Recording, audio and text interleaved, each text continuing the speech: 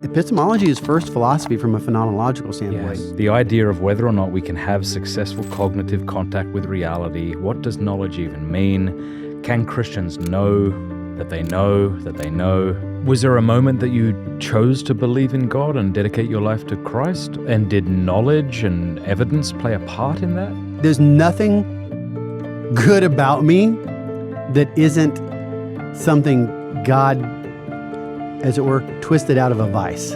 What is knowledge then, and should we even care? You shouldn't care what knowledge is. What you should care about is justified belief. And if we do not live in a demon world, and we do not live in a matrix world, then following the evidence will get us to the truth. And if it does, and it does so in a non-accidental way, then we have cognitive contact with reality. Do you know that? I do believe I know that.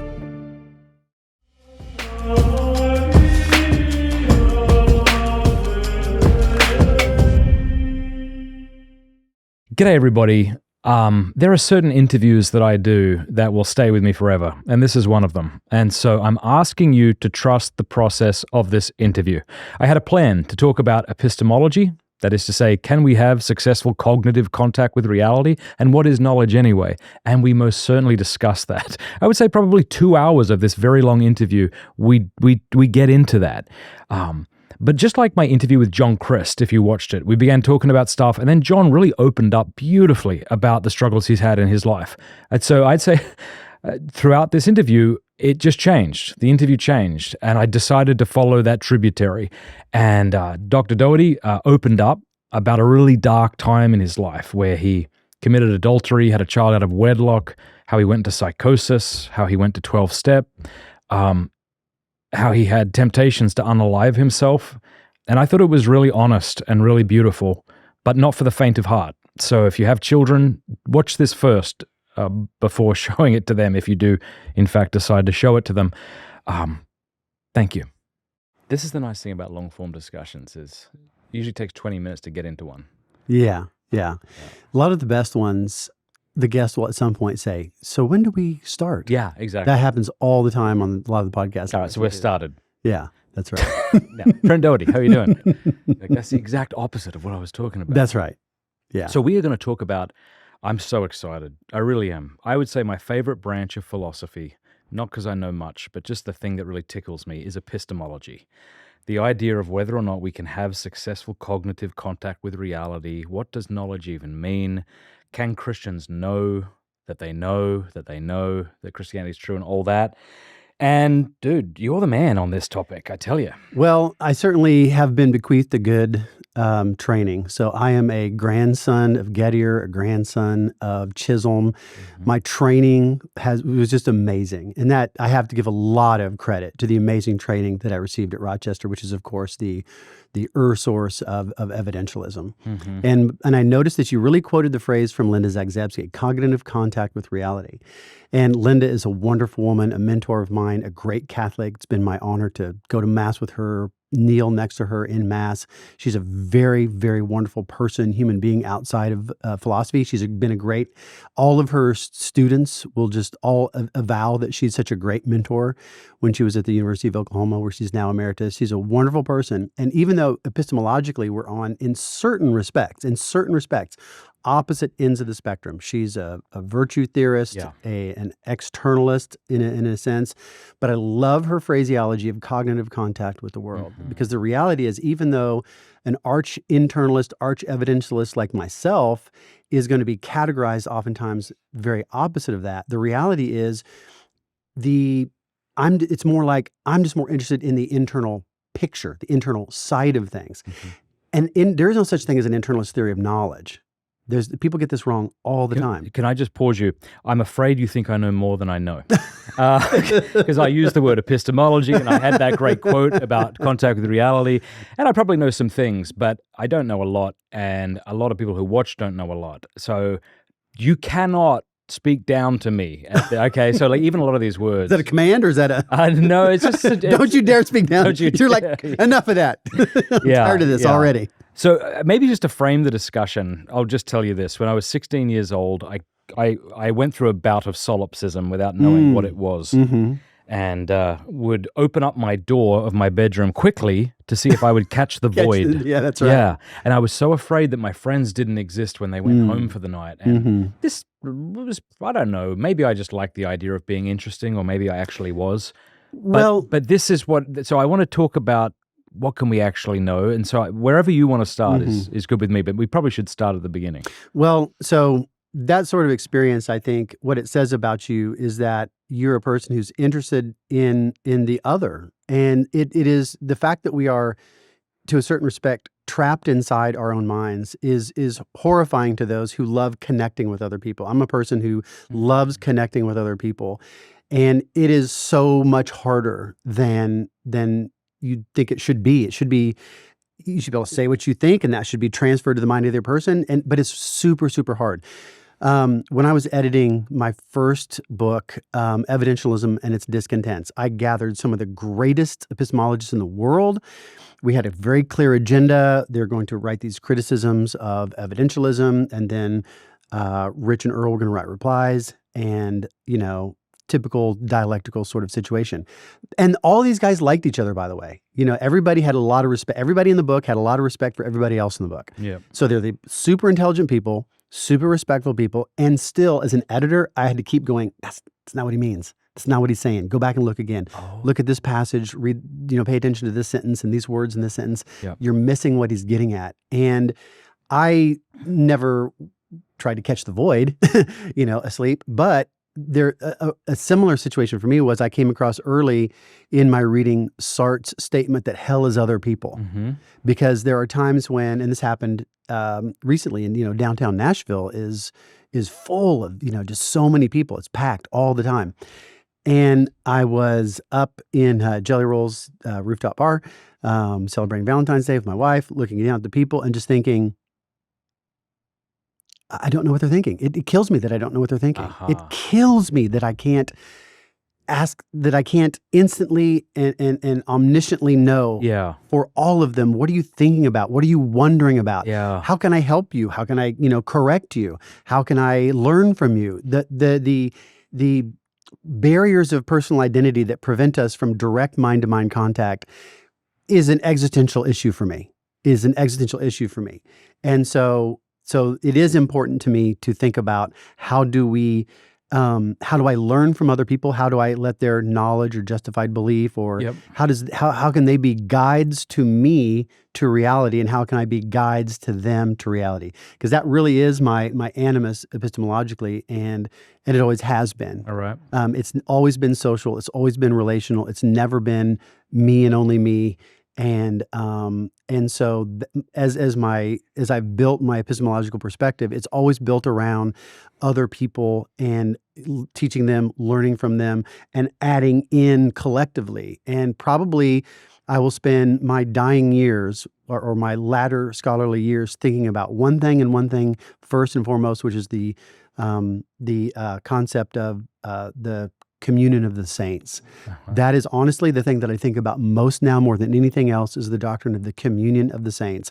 All that rises must converge. How do we work out all of these differences that we have, these angers, these bitternesses, kind of great divorce kind of stuff, right? That is at my heart of hearts. If you just open up the door to my soul and look in, it is that process of the spiritual beings coming down and really trying to connect with those individuals and help them come to behold the realities of their lives, emotional, spiritual, moral, etc., and how that can get them oriented towards the ultimate reality. Because it's not scholarly puzzles to me. It's not fun and games. Yeah, right. To me, it's always been very serious. All right, let's start with Descartes, just because I think we live in a Cartesian-influenced day and age where we're really skeptical of knowing anything. And whenever somebody says they know something and they're serious about what they know, we pick holes in it. So maybe is that okay if we start there? Sure. And show whether he's right or not? Yeah. So Descartes is a mixed bag. He's, every Thomist's favorite whipping boy. The Shiite Thomists hate Descartes, and they love to hate Descartes. I love him. Descartes is awesome. And one of my early mentors, Peter Markey, wrote a book called Descartes' Gambit. Absolutely wonderful book. And the first thing I read by Descartes was Rules for the Direction of the Mind. And to me, I loved what Descartes was doing because he was being methodical. He's saying, okay, in our ordinary lives, we have these practices that we just sort of inherit, sort of pick up, unthinking. They're okay for getting us around in the medium-sized world of dry goods and keeping our gene pool alive. But we want more than that. We want a sort of cognitive contact with reality, and the higher the reality, the better the contact. And it seems to be coming out of this sort of cultural milieu, right? It's after the Cartesian, not Cartesian, the revolution. Copernican? Thank you, Copernican revolution. It's after the Protestant Revolution. Yeah, very so Protestant. the old. Is it fair to say the old authorities are now in question? Yeah, and people are trying to understand. For sure, and Descartes was no doubt about it. He was post-scholastic, like hardcore post-scholastic. He was a dedicated Catholic believer, and all of the silly things that argue that he wasn't, they just have holes in him. But even though he was a dedicated Catholic believer and drew so much from Augustine that there are times he's clearly cribbing Augustine and doesn't give Augustine credit. It's in, if you just compare the Latin side by side, because Descartes wrote in French, but he also wrote in Latin. And if you compare some of Descartes' Latin treatises next to Augustine's Latin, he's clearly cribbing Augustine. Absolutely no doubt about it. But he's still a post-scholastic Protestant type thinker in that he's starting over. Yeah. He's not looking to see what they said. Yes. He's not like, Aquinas is always like an authority. Every single article in the Summa starts with an authority, right? Yes. He's not doing that game at all. So I understand why Thomists sometimes hate that, and that post-Cartesians have been, kind of solipsistic. But the reality is Descartes' not on the project of trying to explain ordinary understanding, ordinary knowledge. He wanted just something, he wanted a more rarefied knowledge. So there is no, like if you look at, say, the ordinary language philosophers, or even somebody like Chisholm, they're not really, those guys are interested in what is something more like, what is that property that we express when we say things like, yeah, I know that. Okay? Yeah. Descartes' not about that at all. He's wanting to ground something super hardcore. So I do think he's badly misunderstood by Thomists, especially Paleo-Thomists.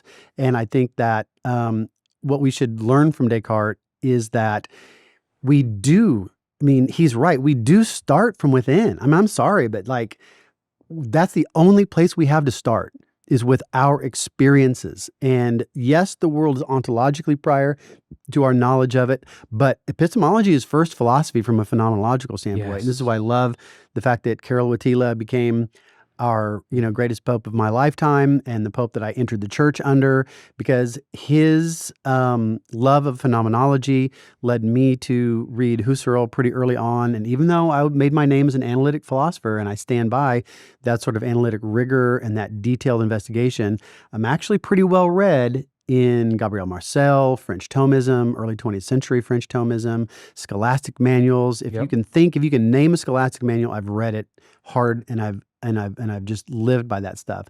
But the reality is we always start from the inside of our own experience. Yes. And so we have to. Is there a reliable bridge? Yeah. That's the question, right? Yeah. I mean, because we've all, and this is his point, this is Descartes' point, is that we've all been wrong about things. Mm-hmm. We've all had dreams, and while dreaming thought it was reality. We've all been certain about things, or said we've been certain about things, and then later came to decide we were wrong. Yeah. So what the hell do we know anyway? Yeah. And again, Augustine he brings this up. He says, and this is where if you actually look at Roderick Chisholm's first edition of his book Theory of Knowledge, Okay. Which is his Magister. Most people know the second, third edition. In the first edition, he spends a lot of time talking about the Stoics, and he even quotes Augustine. And one of the passages of Augustine that Chisholm quotes is Augustine talking about the Stoics, and saying that, look, I might be wrong that I'm eating sugar, but I can't be wrong that I'm tasting sweetly. Right. That I can't be wrong about. Right. And so some of these, so you can, it's one thing to say Descartes, got us off on a wrong direction. It's another thing to say, where did Descartes go wrong? So I understand that is the idea that I can't deny the indubitable experience of sweetness. Mm-hmm. I'm being appeared to sweetly, as it were. That's right. Maybe I'm eating chalk. Yeah. But if I'm experiencing sweetness, then that's indubitable. That's indubitable. You can't get rid of that. Right. And so then the hardest part is to go from a set of indubitable or nearly indubitable experiences. Even there, like in hardcore philosophy of language and conceptualism and reference, there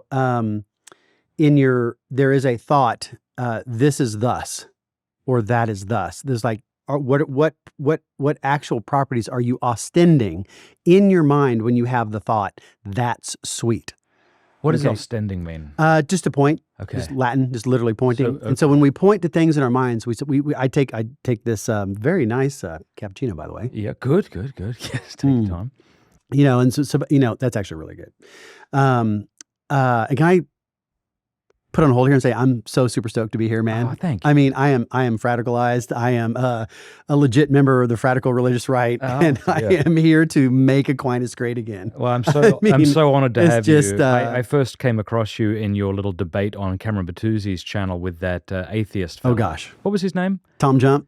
Is it? Yeah, maybe. I gotta admit, I like him, but I've watched that conversation about 5 times, and I was like, oh my gosh.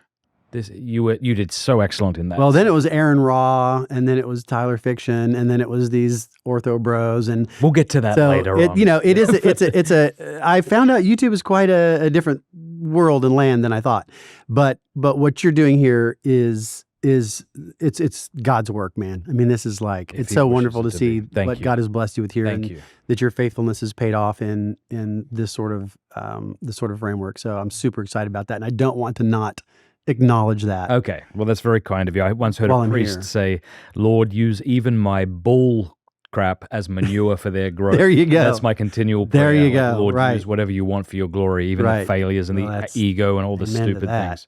Amen to that. All right. Where were we? Because I want to know if I can know anything. Well, and again, no. Right. Okay. Yes. No. Oh, that's a big discussion. Yeah. What is knowledge? Right. So, and why do we pick that word? So you go back and you think, okay, well, why did anybody pick that word? And so we got modern epistemology got obsessed with that word. Yeah. So obsessed with that word that latter-day epistemology, things like contextualism, it's really more about the word than it is the thing. Huh. Right. And so my dissertation was at the fringes of formal semantics and epistemology. So I'm a UME, which means that my entire dissertation committee were graduates from University of Massachusetts, UMass Amherst, which is where Gettier was. And so, did you ever meet Gettier? I didn't. No. Yeah. We went down to UMass to pay homage, but he never came into the office anymore. He was a recluse by that point. But fortunately, I grew up around the people that had studied with him, and they inculcated that sort of desire for logical acumen. Can you show us what people said knowledge was before Gettier and how Gettier disrupted that? Yeah. Or is that not how you think of it? The ironic thing is that the special kind of Gettier case already existed in Bertrand Russell. Okay. It was already there in Russell. Okay.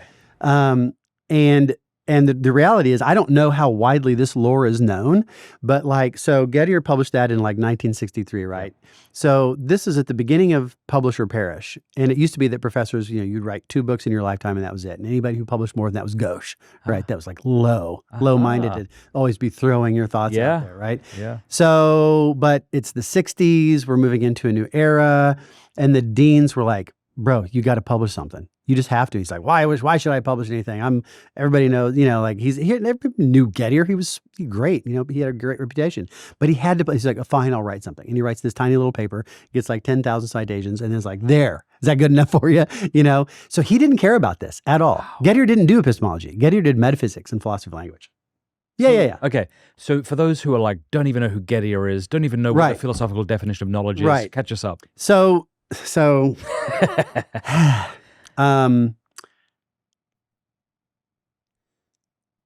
there are all these people who look back to a certain paper in 1963 called just What is Knowledge? And the idea was that it appeared to be, there was this concept that Plato talks about in the Meno, in several other places, and of course in Greek it's episteme, right? And it's translated knowledge in most cases. And Socrates is always talking about how there's a difference between beliefs that get up and walk around and beliefs that stay put. And so he's talking about what is this fixating property that makes certain beliefs stay put, and he's talking really about cognitive contact with reality.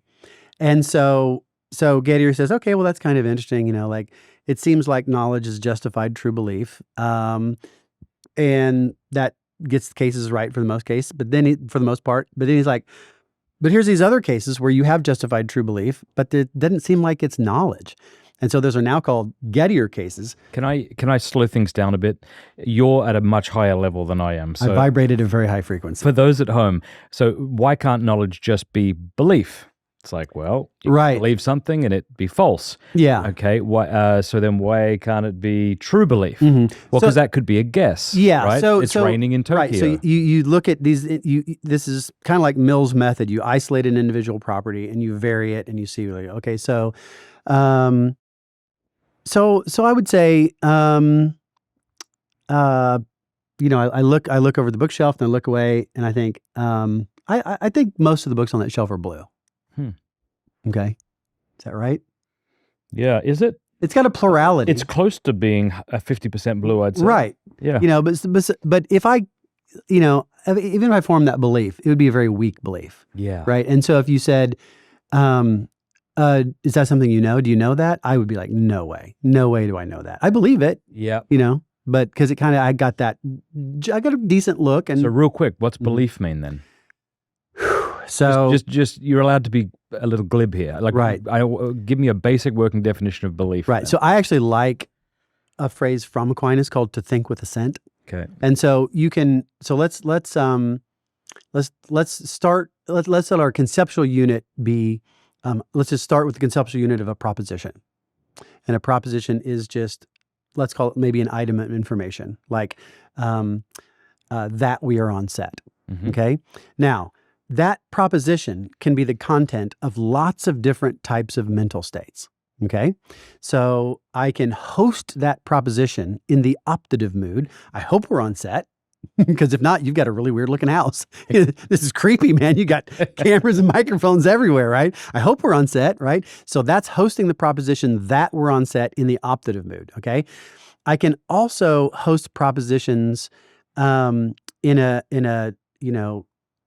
cupidic mood, like I desire that this be cappuccino. Okay. This is a proposition. This is cappuccino. And I have the propositional attitude towards that proposition that I desire. I desire that it be cappuccino. I also happen to hope that it's cappuccino.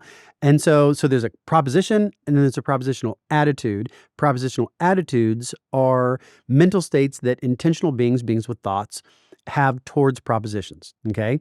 I can also fear that I'm on set, right? I can host the proposition that I'm on set in a sort of timidic way, right? Then there's this sort of assertive mode in which I can host a proposition where I believe that we're on set.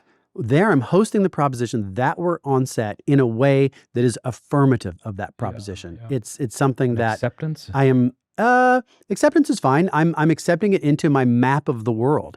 So what makes a belief, I think, is its semantic content, that it represents the world as being a certain way. When I hope that this is cappuccino, I'm not representing the world as a certain way. Right. I'm yearning for it to be a certain way. Okay. When I desire that this be cappuccino, I'm not representing the reality being that way. I'm stating what I would like reality to be like for my desires to be satisfied. But there's this other way of hosting a proposition, of accepting it into this special, belief box, which is my map of the world. This is the way I'm representing the world to be. And certain parts of that map I'm highly confident in because I've worked that ground a lot. And other parts are kind of sketchy, just like, maps are when you're making maps. And so I think the fundamental notion of a belief really is this certain sort of propositional attitude where I am actually taking that proposition as representing the way the world really is, mind independent from me. And so I think that's the main notion of a belief. You cannot, roughly speaking. You cannot say you know something and not believe it. So if you ever know something, you also believe it. But can you believe something and not know it? And what's the distinction? Yeah, because like I said, I used to do this all the time in class. In Intro to Epistemology and in my Intro to Philosophy class, I'd say write down 12 things you believe. Mm-hmm. Okay. And they would inevitably start with "my name is this" or "I'm in class," but then they'd have to get a little more ponderous. Do it with me. The earth. Okay. I was born in Sydney. Okay. All right. Yeah, I believe that. Okay. I believe my wife is not a Russian spy. Okay. Keep going. I believe that the earth is spherical. I believe that we're currently sitting in Nashville. Okay. So let's compare the earth is spherical to your wife is not a Russian spy to what was the very first one? I was born in Sydney. Born in Sydney. Yeah. I mean, like, what's your... And I would say I have different levels of confidence in Yeah, each right. of Because those. if I tell you that, so this is what I would do in class. Yeah. I'd say, okay, they would tell me when you're done. Okay, everybody's done listing their 12 beliefs. I'd say, okay, now rank them. And I Yeah. wouldn't even explain. That's good. Rank them in what? Just rank them. Just rank them. Huh. And so they'd rank them, and everybody would, without even being told what to do, Yeah. they knew exactly what I was talking about. They would rank them from strongest belief to weakest belief, from firmest assent to weakest assent. Okay. And Aquinas even talks about this. There's actually a surprising amount that Aquinas talks about in terms of degrees of assent. And then Jacques Maritain goes on and writes a book called The Degrees of Assent, sort of drawing out some of what in Aquinas is sketchy and implicit and makes it more explicit. But what's clear is anybody can perform this exercise. Nobody in the natural... Now, you do a bunch of philosophers are already on their guard because they've got their publication agendas. But you do this amongst hoi polloi, they don't have a problem with it. They know exactly what you're talking about. Everybody can rank their beliefs from strongest to weakest. Yep. And I say, now what separates all these things? What did you use? Because notice, and I would get 2 or 3 lists, bring them up, write them on the board, compare them. Remarkable similarities. Everybody starts with what is closest to them experientially, let's say, and then moves out to what is farthest from them experientially. I'm like, well, you guys all seem to be on the same project here. What is it you're keying on to? What is it you're using as a metric to do this ranking? And of course, they're like, oh, God, this guy is killing me, right? So get a lot of that. But I just, I said, just get some ideas on the world. What do we rank? And of course, they end up describing the concept really of evidence and of weight of experience. And we get into testimony because, like, there's no question about like the born in Sydney thing, right? Wow. I mean, I don't remember that at all. you don't remember that very well at all. Do you how firm of a when you think? Do you know where your birth certificate is? Yes. When was the last time you looked at it? Maybe a year ago. Maybe a year ago. Yeah, I don't even know that. Well, let's say it is. I mean, even then, like maybe you could be projecting, and you could have been told that, or maybe that was the exactly. name of the hospital, but Yeah. technically it was outside of the city limits. But I think I've got multiple strands of reasons to think I was born in Sydney. And there you go, multiple strands of reasons, Yeah. right? And this is so awesome. This is so awesome. So one of the things that I've tried to do is try to reduce the notion of evidence to the notion of a reason and derive sort of a probabilistic structure out of that. So the fundamental axiom of probability theory is additivity. There's all sorts of functions that are additive. It only an additive function becomes a probability function when you bound it by 1 and 0, which you don't even technically have to do. More in that later. But then you get degrees, right? Okay, and that they add in a certain sort of way. So if you say I've got a pretty good memory of my birth certificate. Okay, there's a reason, and then My parents told me. my parents told me there's another reason, and then let's say those reasons are approximately equivalent. Well, they add perfectly. Now you've got you have 2 units of reasons. Yep. I was told for that the proposition. church I was baptized at and went There you recently go. to see that church and Yeah. noticed it was close to Ryde Hospital in Right. Sydney where I was born. There you go. So, okay. So, and maybe that's, roughly a half a unit of reason compared to these other 2. You actually, you can derive a probabilistic structure out of that. And thanks to the amazing work of James Franklin, an Australian philosopher and historian of probability theory, he really dug down into pre-Pascalian exemplars of probabilistic reasoning. I love that sentence, but I don't know what it means. This is so great. This is so great. So Aquinas is writing to a novice who is really kind of freaking out because he's lost a couple of patrons. Okay. People, I don't know, do you have a Patreon? Used to. Okay, so DailyWirePlus.com or whatever it is. Yeah.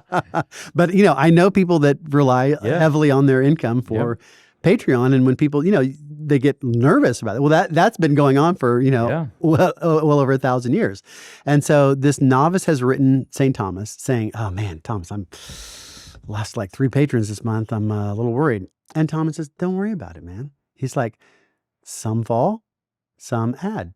It all evens out in the end.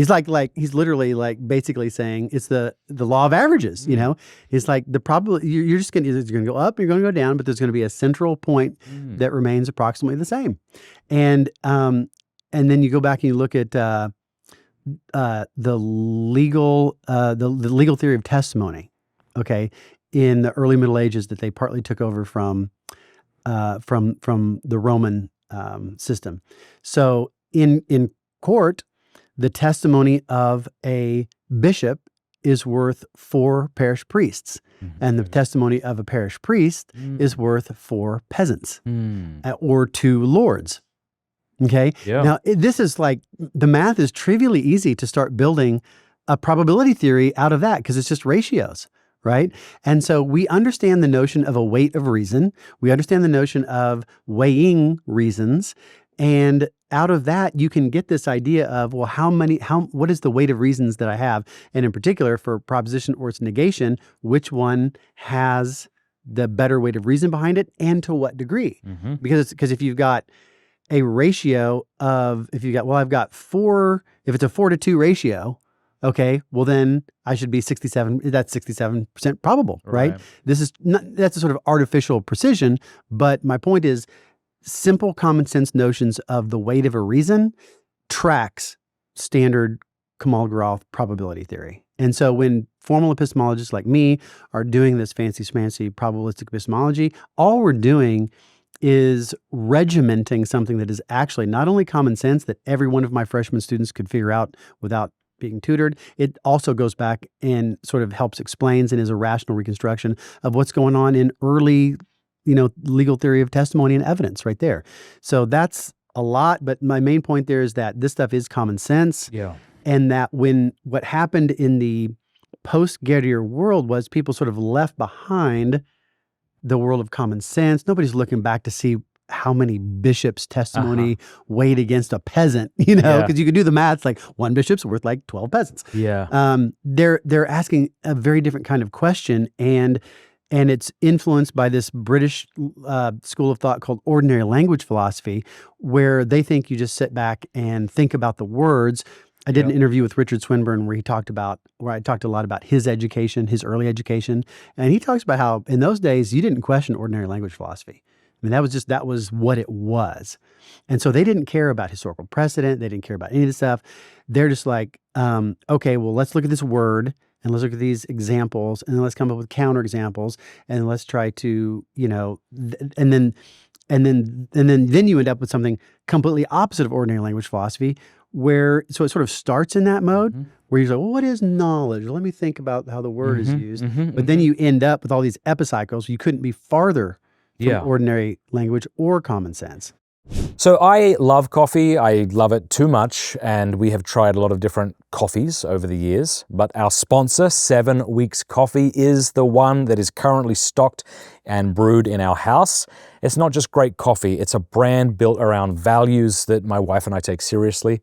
7 Weeks Coffee is America's pro-life coffee company on a mission to help fund the pro-life movement 1 cup of coffee at a time. Now, why are they called 7 Weeks Coffee? Because at 7 weeks, a baby is the size of a coffee bean. And at the same time, a heartbeat is usually clearly detected on an ultrasound. They've built their business around saving lives by donating 10% of every sale to pregnancy centers and pro-life organizations nationwide. They've now raised over $1.5 million and saved thousands of lives, glory to God. Now, let's talk about the coffee, because my wife and I care about what we're fueling our bodies with, especially my wife, who deals with a lot of autoimmune issues. So I'm happy to say that it is mold-free, pesticide-free, shade-grown, and low-acid, and it's organically farmed. It truly checks all the boxes. Can I be 100% honest with you? When I first heard about this coffee, I thought, good for them, but I wasn't sure their coffee would be excellent, and I didn't want to substitute the quality of my coffee just to help a cause. In other words, I'll donate to the cause, but I still want to have my good coffee. The great news is, this does both. The coffee is excellent. It is excellent. So go to 7weekscoffee.com and save 15% forever when you subscribe, plus get a free gift with your order. And exclusively for my listeners, use code PINTS for an extra 10% off your first order. That's a 25% total savings on your first order plus a free gift. Just use code PINTS at checkout. Now, this episode is sponsored by the St. Paul Center. We Catholics have a million Lenten programs, don't we? And it's great that they exist, and they're doing amazing things, helping people grow closer to the Lord throughout the Lenten season. But what are we supposed to do for the 50 days of the Easter season? Anything? Well, like the women disciples of Matthew 28, we're called to announce the joyful news of the Lord's resurrection and to accompany others on their journey with the risen Lord. Easter, a lot of it, obviously Lent is very important, but sometimes we focus so much on it that when Easter comes, we kind of forget just how important this season is. So this Easter season, how do you walk alongside others, confident that together you are drawing closer to our risen Lord? St. Paul Center invites you to join Father Boniface Hicks, the Mercedarian sisters, and their world-renowned theologians for a unique Easter challenge. Over these 50 days, you'll learn the art of spiritual accompaniment from Father Boniface Hicks, renowned author and spiritual director. You'll discover the biblical foundations of spiritual accompaniment with the St. Paul Center's theological and biblical experts. And you'll witness the transformative power of spiritual companionship through the testimony of the Mercedarian sisters. This challenge combines practical insight, theological expertise, and first-hand experience. The fact is, our faith is never truly understood until it is shared. Share your faith with others this Easter season by joining the Easter Accompaniment Challenge. Join the challenge by visiting stpaulcenter.com/pints and becoming a member today.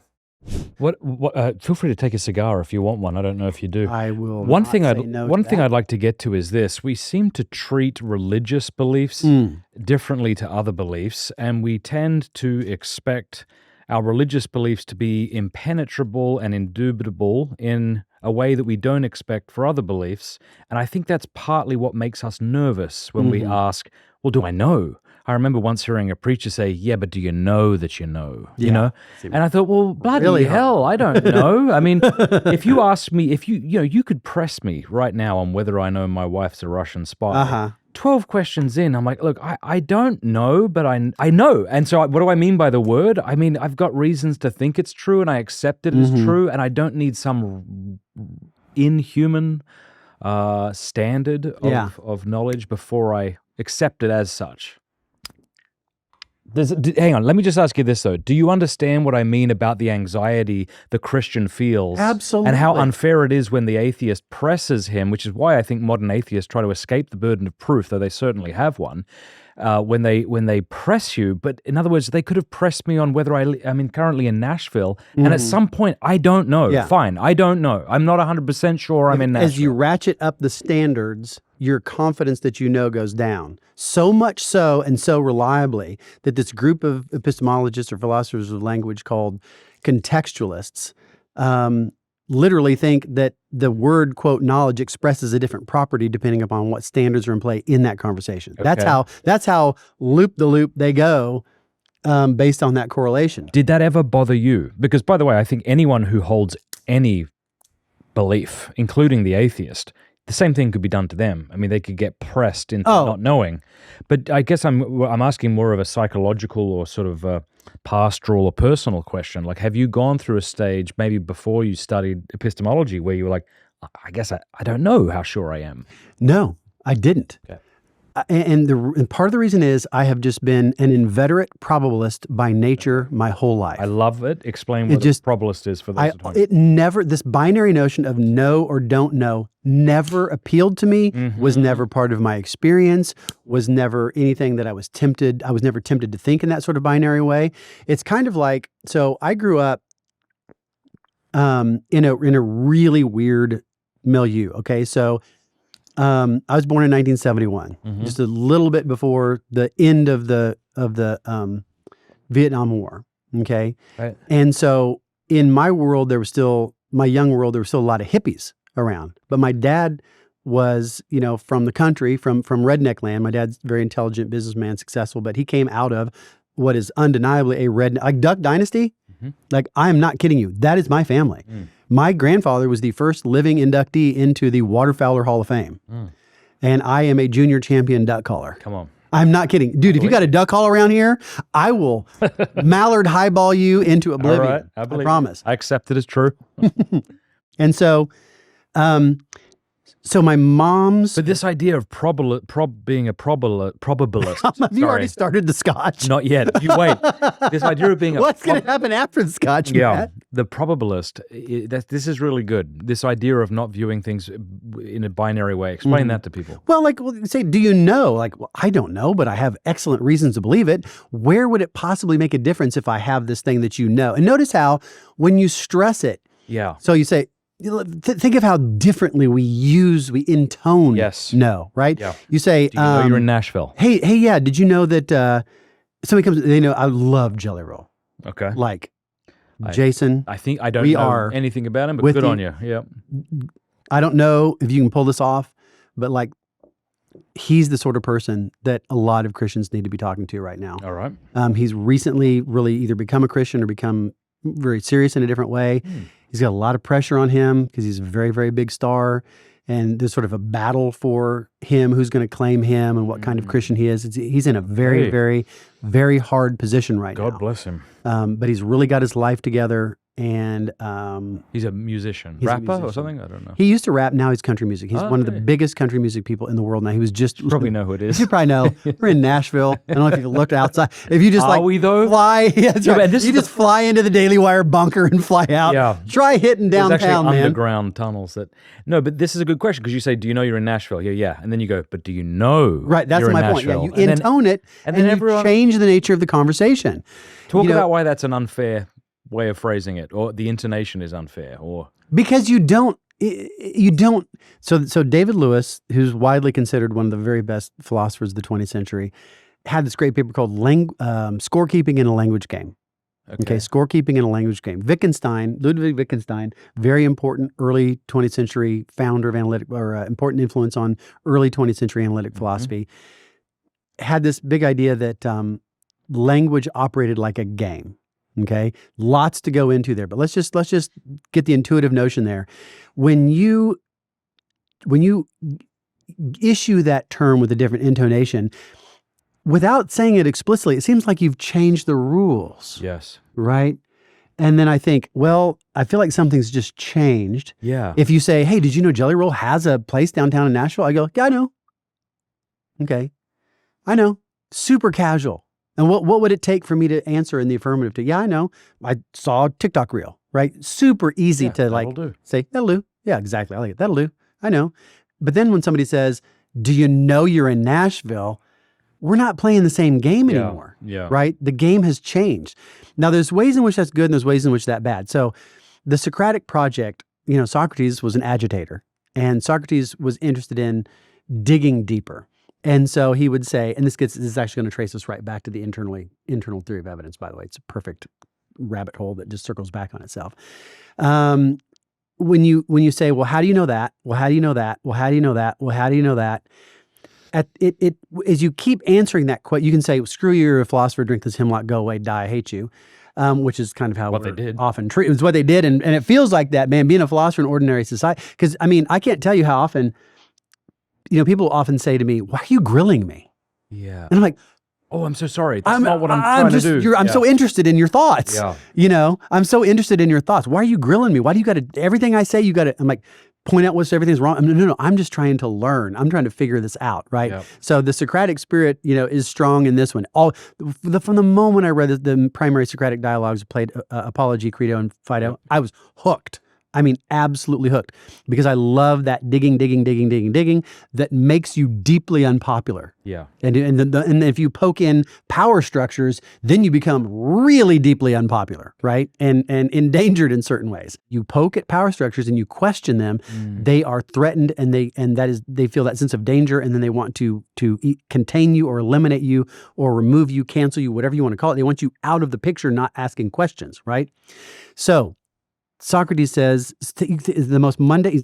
So my wife and I are really big birders, and also really big into flowers. And my wife can identify trees, birds, flowers really well, way better than I can. Lovely. And the older you get, Matt, the more you suddenly find yourself pointing out indigo bunting to your partner. Lovely. And so maybe one of my favorite birds is a goldfinch. It's the bird that I miss the most in Texas is the goldfinch. Now, we've substituted that. We have painted buntings, which are absolutely amazing, and I got to see those when I moved to Texas. Texas has got great birding, but I really miss the goldfinches that I had in New York when I was doing my PhD. And sometimes, but they do migrate through occasionally. And I say, oh, I think it's a goldfinch. Yeah, I think that's a goldfinch. And then you say, well, what? How do you know that? Somebody might even say, are you sure? I'm like, yeah, I'm totally sure. Well, what makes you sure? Well, I start describing what a goldfinch looks like, key characteristics, that. Well, how do you know that? And I say, well, because it's the pattern that it goes back to mental states, because I'm hosting a conscious mental state that represents that thing as having this pattern of yellow on its body. Well, how do you know that? How do I know I'm hosting that mental state?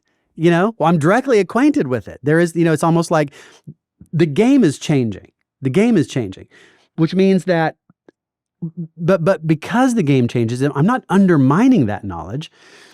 What I'm doing is I'm not taking my ball and going home. In other words, I'm not undermining that knowledge in a skeptical sort of way. Rather, I'm asking a different sort of question.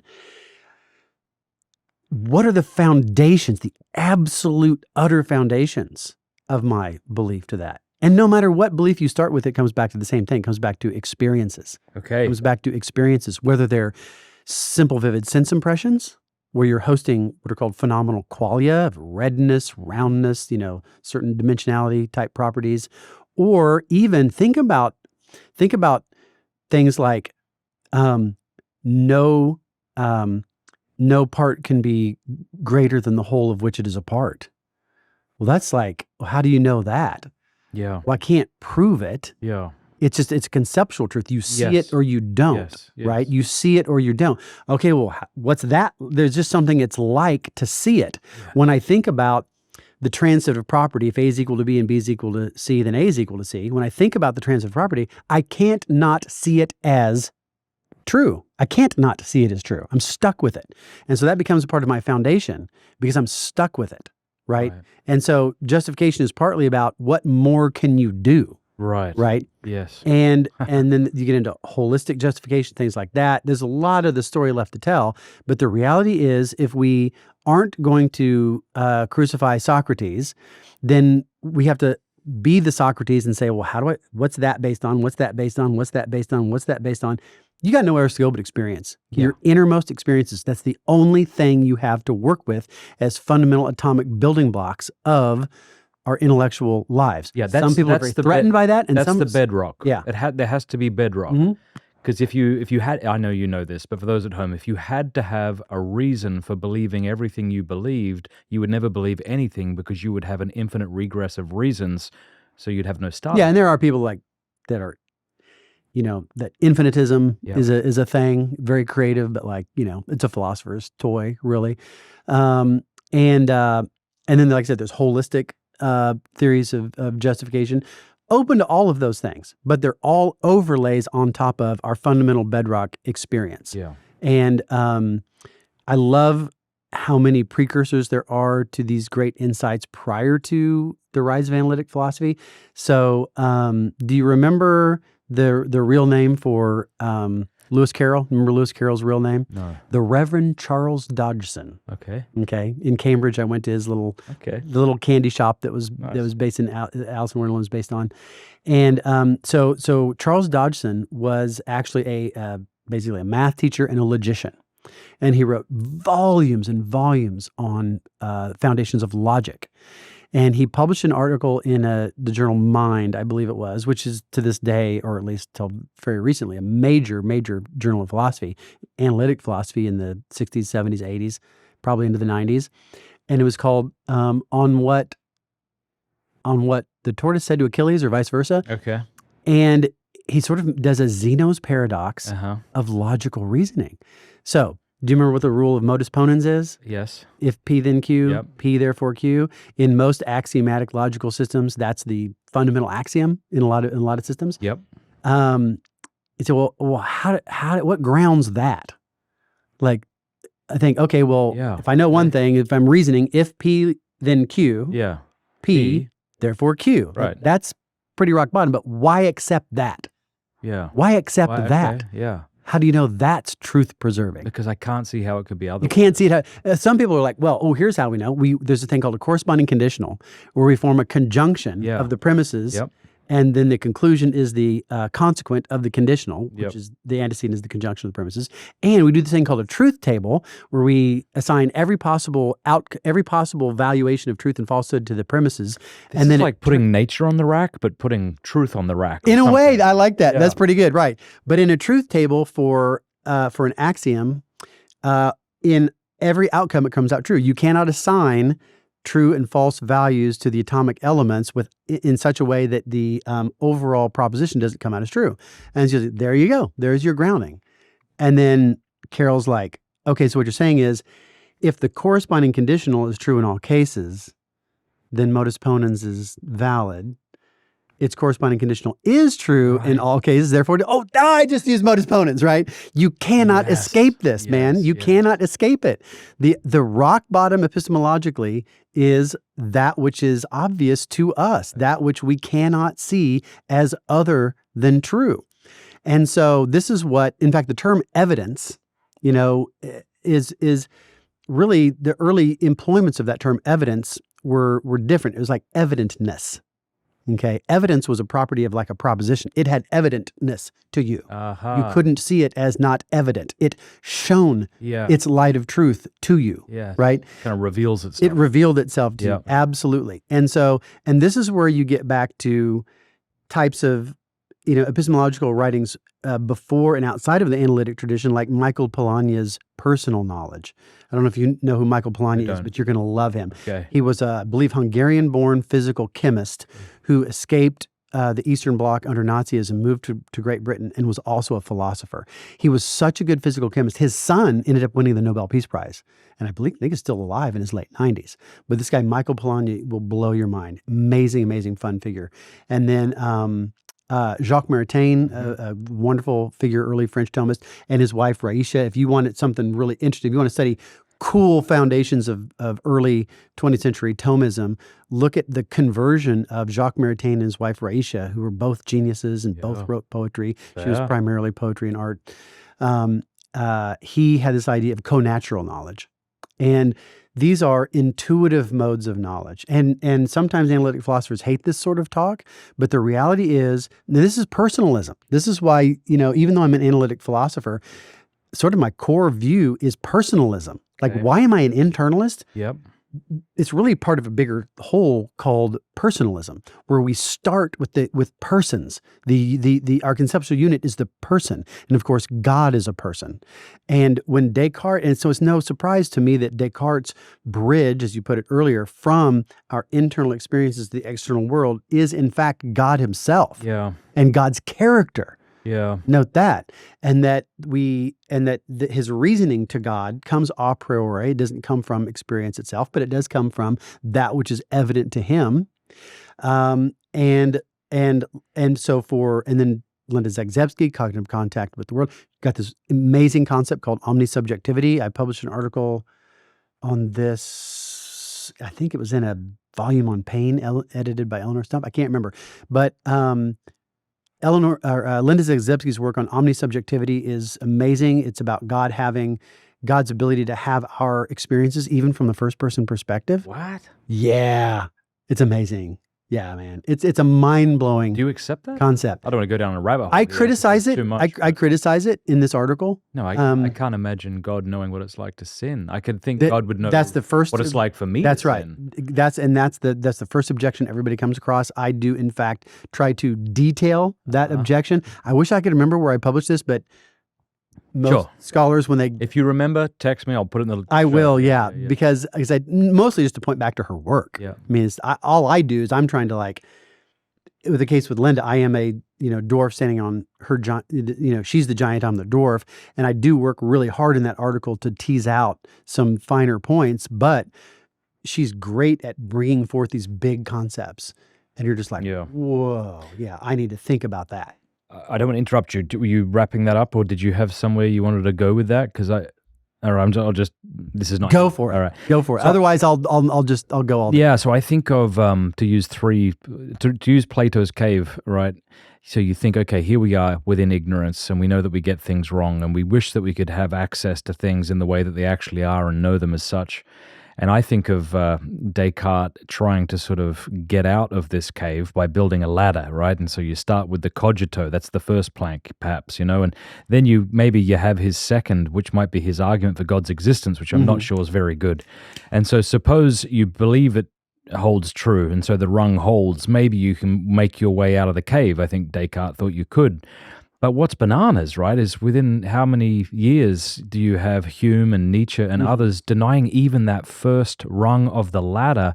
And so we're plunged back into darkness. Yeah. And that's why for me, it seems, and I don't know what your view on this is, but like phenomenal conservatism just seems like the most obvious. I mean, maybe I'm misunderstanding Cartesian epistemology, but maybe I'm misunderstanding Descartes, but I think if you take that, the strictness of Cartesian epistemology is the way to kind of access the world and know the world, I don't think you can do it.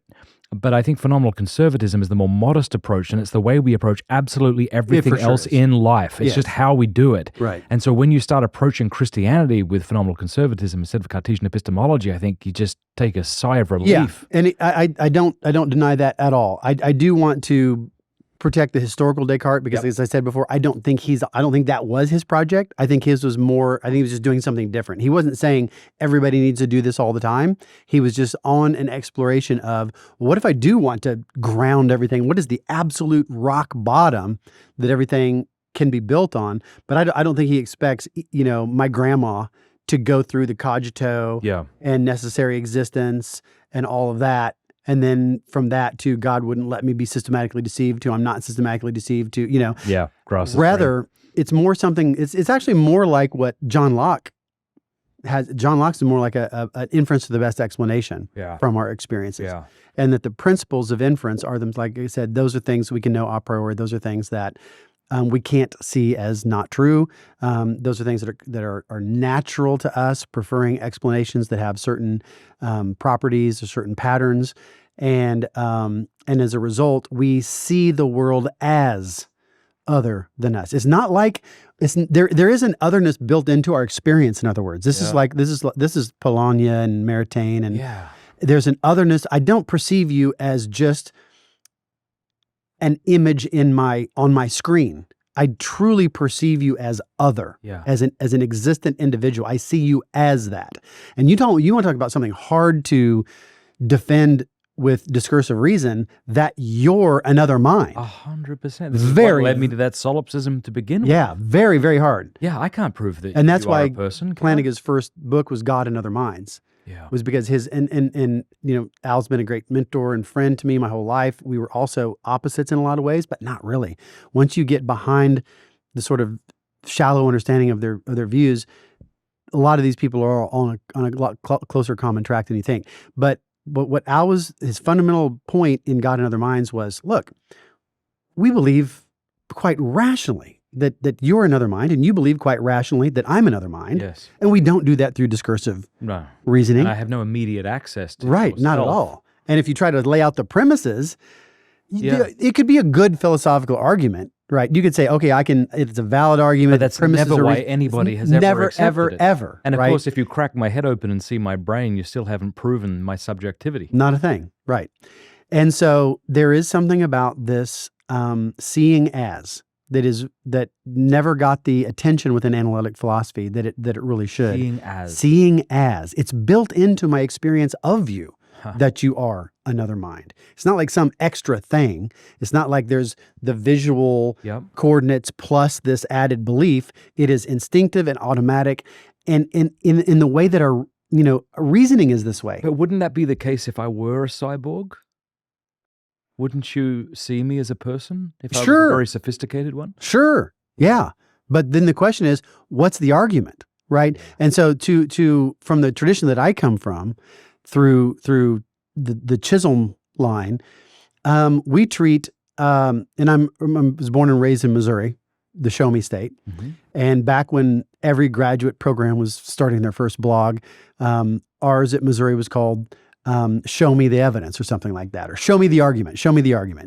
And like, okay, if you think that the brain in the vat thing or the curve fitting problem, if you think that leads to skepticism, sure, give me the argument. I'll evaluate that argument. Right. It always has a bad premise. Yeah. There's always a bad premise in the skeptical argument. It's not like skepticism. Some people act like it's this, like, you wave the magic wand. But wouldn't you also think that? And like, yeah, so what's the argument? Give me, that's one premise. What are the, this is an enthymeme. What are make the other premises explicit? Just because something is possible doesn't make it probable. Right. Yeah. Can I give you an analogy? You tell me. Just really quick. Yeah, this is so fundamental. So when you're taking an enthymeme, an argument from one premise to one conclusion with the rest of it submitted, suppressed. Okay. The heuristic is, well, first put it in a conditional and see what it sounds like. Yep. Okay. What would be the simplest connecting premise necessary to get from that premise to the conclusion? It would be this: knowledge entails that it could not be otherwise. Why think that? Yeah. I mean, when you go, well, couldn't you have been deceived? Yeah. Why would that go to, and therefore you don't know, without the connecting premise, knowledge is incorrigible, or knowledge, why think that? Why think that? Forget that. If you can't convince me of that, then is that just because philosophers have been playing with knowledge as a word instead of a reality for too long? Yeah. I think it got to be its own little game. This episode is sponsored by Catholic Match. You know, our culture tells us that dating apps are the way to go, but they're mostly about superficial connections and endless swiping, where half the people don't even know what they truly believe or what they're actually looking for. But if you're a Catholic, you understand that marriage is a calling to something deeper. It's a sacred vocation, not just another relationship. And that's why there's Catholic Match, which is the world's largest and most trusted Catholic dating app, purposefully designed for faithful men and women who are serious about finding each other for the right reasons. Catholic Match is focused on sacramental marriage, bringing together singles who share the same ultimate goal, a lifelong covenant blessed by the Church. And unlike generic platforms, Catholic Match features an in-depth profile system that goes into the things that really matter, like where you fall politically, your liturgical preferences, or how you approach your faith in daily life, and so much more. Plus, Catholic Match offers live virtual events exclusively for premium members, which creates opportunities to connect and grow together in faith. Now, I know that not everybody is called to marriage, but I would say by the grace of God, I've been happily married for 20 years to my lovely wife. And I know for those of you who really desire marriage, many of you have questions. How do I do this? Well, here's a start. Download the Catholic Match app or head over to catholicmatch.com today and find your forever. Again, that's catholicmatch.com. Look, are you tired of sending your money every month to a phone company that doesn't share your values? I want to tell you about our sponsor, Charity Mobile. They're different. They're proudly pro-life and they are not apologizing for it. Here's what I love. Every month, they take a percentage of what you pay and they will send it directly to the pro-life, pro-family charity that you choose. Over the last 30 years, that's added up to millions of dollars, making a real difference. And here's the thing, you're not actually sacrificing anything by going with these guys. Plans start under $50 before taxes and fees. You get the same nationwide coverage as the major carriers, but when you call customer service, you'll be talking to an actual pro-life American who cares about helping you. Right now, if you're a new customer, use my code MattFradd and you'll get a free phone with every new line, plus they'll waive activation and shipping. So it's pretty simple. Why not have your phone bill actually support what you believe in? Check out Charity Mobile and see for yourself. To get started, visit CharityMobile.com/MattFradd. That's CharityMobile.com/MattFradd and use promo code MattFradd at checkout. Here's the analogy. Suppose a fella takes a lady out on a date. And he's been hurt before, and he will not be hurt. That's a little heteronormative of you, man. And he will not be hurt again, right? Yeah. So he sits in front of her, and they start a discussion, and everything she says, he doubts. Yeah. He'll never marry that woman. Right. He'll never have communion with that woman. Now, she might be lying to him, but even if he doesn't have any good reason, he chooses to be suspicious toward her. And to me, I feel like that's what... Okay, I know we want to protect the historical Descartes, but let's say an admirer of Descartes who gets Descartes wrong views the world. The world presents itself to me and I will not be hurt. I've believed things before and I've been wrong and I will not be let down again. Yeah. Therefore, if I'm skeptical about everything, I won't be let down. Yeah. But then I can't have communion with a- reality. I have Does said- that analogy work? It does work. Okay. And I can't remember if I said this or if I'm quoting somebody. Surely I'm quoting somebody. But I've said for a long time that skepticism is a failure of nerve. Okay. Skepticism is a failure of nerve. It's like agnosticism too, maybe. Yeah, well, that's just That's a different thing. I got But, worse things to say about that. Okay, It's a so- failure of the testicles. Okay, yeah. All right, a failure. Do you want a drink, by the way? I would not. I mean, I think I've you got. and I've had a cigar now without a I glass think of both you scotch and for a I while. might So both have ADD. feel it's time. I'm not sure how this. Mine is severe. I have pretty wild. Do you want a Lagavulin? That's a Scotch. You had me at Lager. Yeah, right. Feel free to keep talking. Yeah. So when I say that skepticism is a failure of nerve, it means that you get scared before you push through, right? It comes out of fear.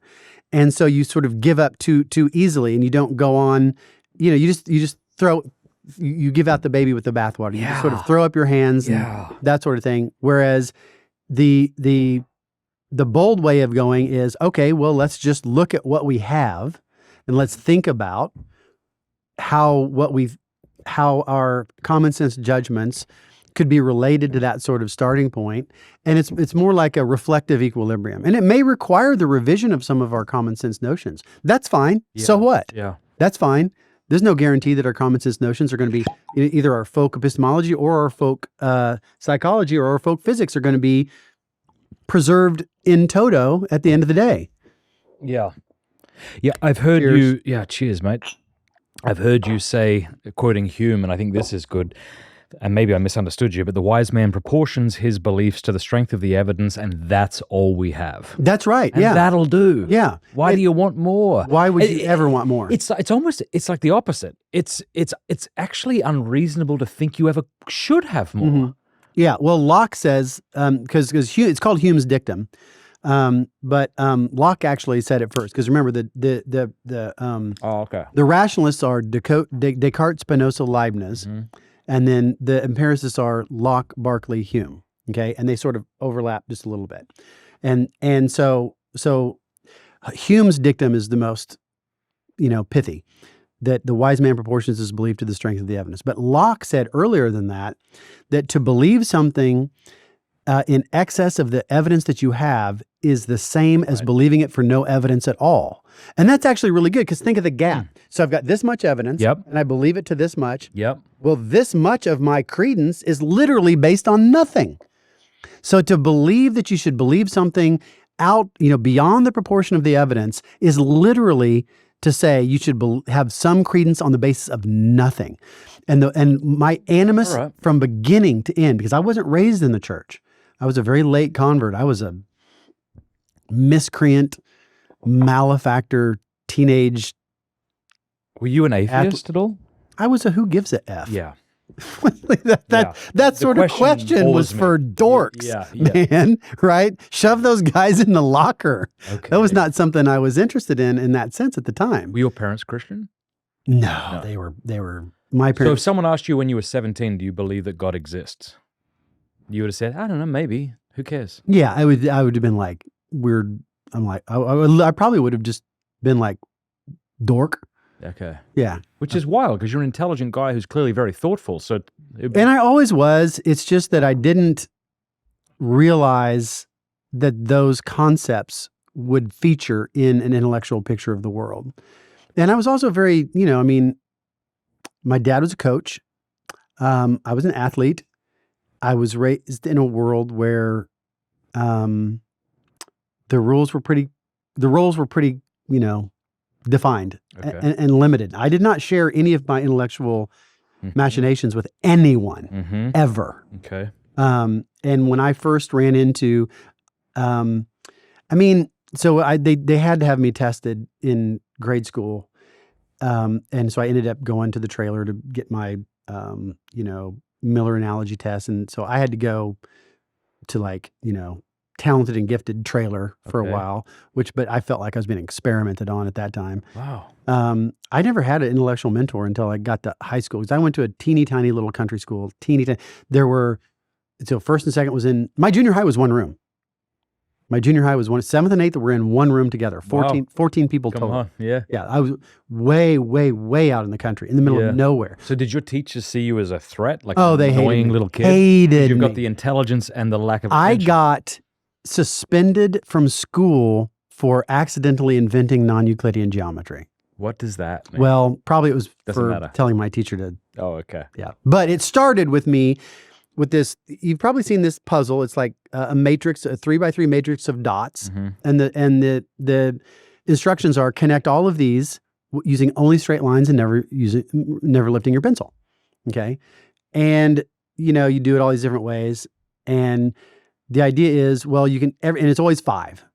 You can only do it as 4 if you go outside of the lines. Mm-hmm. Because most people see the matrix and they're thinking of a box. So, but if you go out past and then come back through, then you can catch the one on the diagonal and you can do it in 4. And I'm like, I can do it in 3. And she's like, what do you? I'm like, I can do it in 3. I said, you superimpose this 3x3 dot matrix onto the globe, and then you start at the North Pole, pass through the first 2 on the way to the south, middle 2 on the way back to the north, and the second tercet on the way back down to the south. And you've got 3 straight lines. And I've never picked up my pencil. And she was like, that's stupid. That's not. And I'm like, those lines are straight. I followed the rules. I followed the rules. I did it in 3. And what's ironic is the whole point of it was to literally break the box, to think outside the box. Yeah. That was explicitly And then you the were purpose of it. penalized for it. Yeah. And now I got insolent and rude about it, which is Sure. why I got suspended. But that's the sort of thing where I was punished. Anything I did that was intellectual and creative was punished as a child. Was there a moment that you chose to believe in God and dedicate your life to Christ, or Mm-hmm. Yeah. and did knowledge and evidence play a part in that? Mm-hmm. Mm. On the backside, in a bad way. There's nothing good about me that isn't something God, as it were, twisted out of a vice. Okay. So everything good about me is a vice that God has sort of turned around into something good. So, like I said, as a grade school, early high school, I was not, I was bad. I was kind of out of control.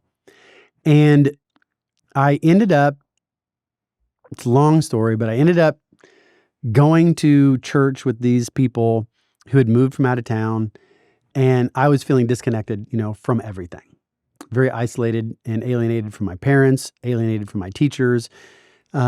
With so few students, I was even alienated from most of the students. I just felt alone, alienated, outside of everything.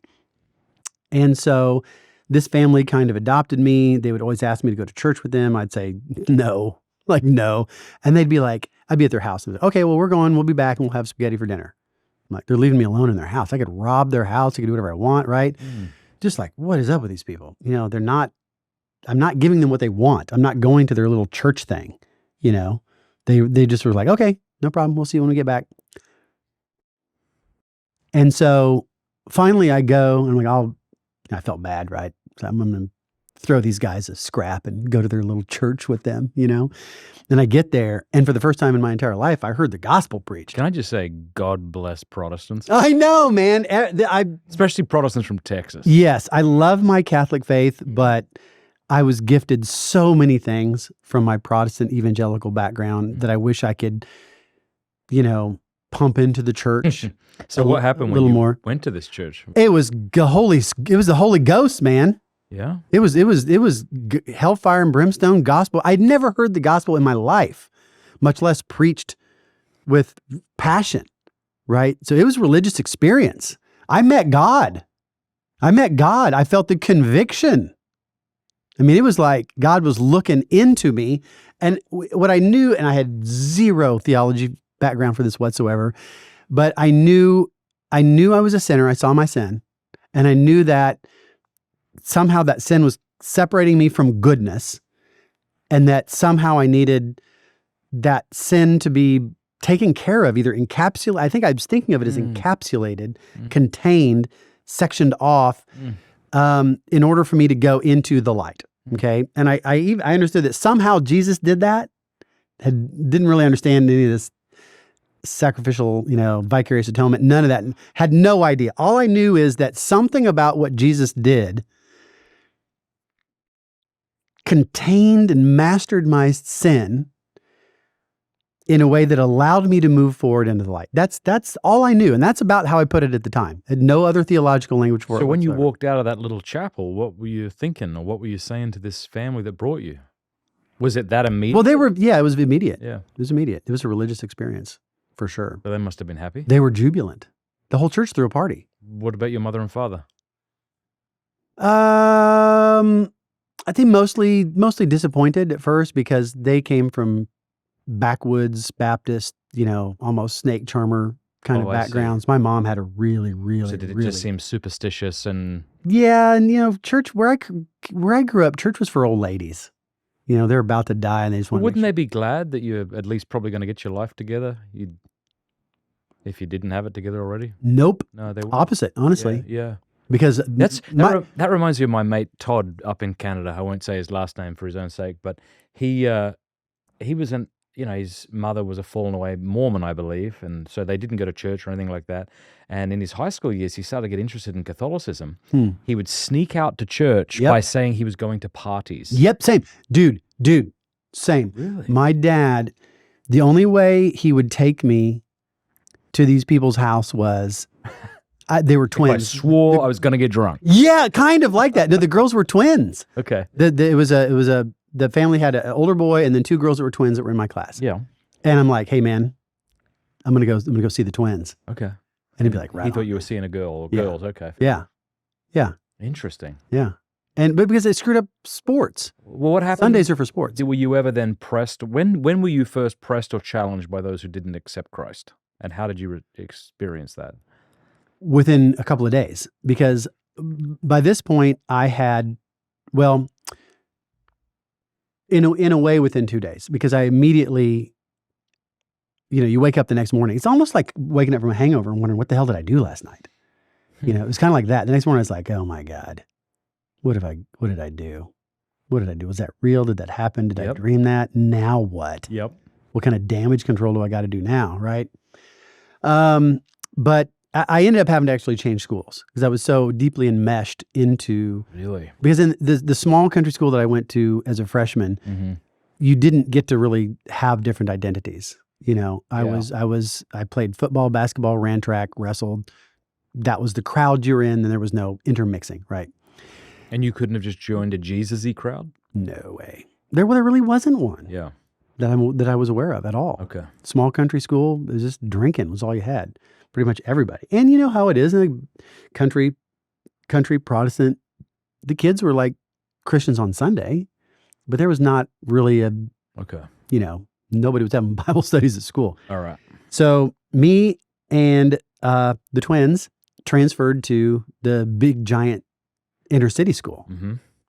Whole different milieu in so many ways, and very good for me there because there was a lot more there was a lot more modes of being open and available. And me and one of the twins, started Saltines, Salty Teens. I don't know what that is. It's a group of teenagers having Bible studies on campus. Okay. And, they didn't want us to have Bible study on campus. So we were rebels and all Yeah. that. We were in the newspaper for fighting for our rights, and that kind of thing. And I will say that school had amazing teachers, one of whom was an atheist, and hardcore atheist, introduced me to the works of Bertrand Russell. Mm. And so I became a Christian in June. Wow. June between my freshman and sophomore year, and by September I was reading Bertrand Russell's Why I'm Not a Christian. Wow. Which was great, which was awesome. So, and Russell's a little snide, but his reasons are actually frankly pretty bad. I don't know if you've ever watched the debate between Bertrand Yes. Russell and Frederick Excellent. Copleston. Yeah, Russell was a lot different to modern YouTube debates. Let's just yes, say. yeah. There were no jazzy stuff there. That was just this is about as boring as can be. Yep. Mortimer Adler also debated Bertrand Russell on one occasion. I forget what the topic was, but Adler was so frustrated with Russell's flippancy that he almost walked out. All right. So this guy gives you, why am I a Christian? Right. You And I'm read like, it? okay, well, these are reasonable questions. So how old are you? 16, 17? Younger? Very early 16. No, Okay. very late 15, I think. All right. Very And late. So the teacher gives you this, you read it. Mhm. Do you go back to talk to him? Oh, yeah. Like every day. Every single day. And is he looking at you like a project? Yes. He wants to deconvert me. Yeah. Very important to him to deconvert me. It was very obvious I was the smartest kid in the class. I mean, let's just call it what it is. Yep. By a mile, right? I was a phenom in high school. And he recognized this. And he was like, this would be a very important victory for me. It's very important to him Yeah. that the smart kid who becomes the born again, we can't, that ain't right. We got to fix this. And so he would give me not just Burton, I mean, he gave me every skeptical thing you can possibly imagine. He gave me a bunch of books by A.J. Ayer. I was reading Language, Truth, and Logic when I was 15. Oh, wow, man. Because this guy was a straight up self-appointed logical positivist, man. I was reading all that stuff when I was 15. It was wonderful. It was the best thing that ever could happen to me. Unapologetic logic, positive as well.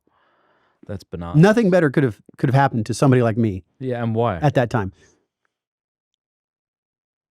Because I needed to be challenged, because I was too big for my britches, and I needed to be up against a bigger opponent than just other high school students, right? I needed to aim higher. And were you, what's the word? Were you being convinced of atheism? Were you, was your Christian faith rocked at all? No. Because it was pretty evident to me that though these were good questions, I could, I think, see pretty quickly there were intuitive answers. I may not be able to formulate them perfectly, but I was like, okay, I'm pretty sure I can work this out. You know? In your own words, since it may have been a while since you've read it, give me a type of argument you may have read and why at 15 or 16 you could see that it was wrong. Well, logical positivists and their ilk didn't tend to present, say, the problem of evil or the problem of naturalism, those sorts of classes. It was more like, this makes no sense. Yeah, it's like there's natural language can't hold supernatural meaning. God is. These are incoherent concepts. Yes. Nothing could be both. There couldn't be an infinite person. Nothing could, paradoxes of foreknowledge and freedom and things like that. I'm like, okay, these are really interesting, but these are puzzles, not problems, which is how I see skepticism. And I've got a couple of published things where I talk about skepticism as a puzzle, not a problem.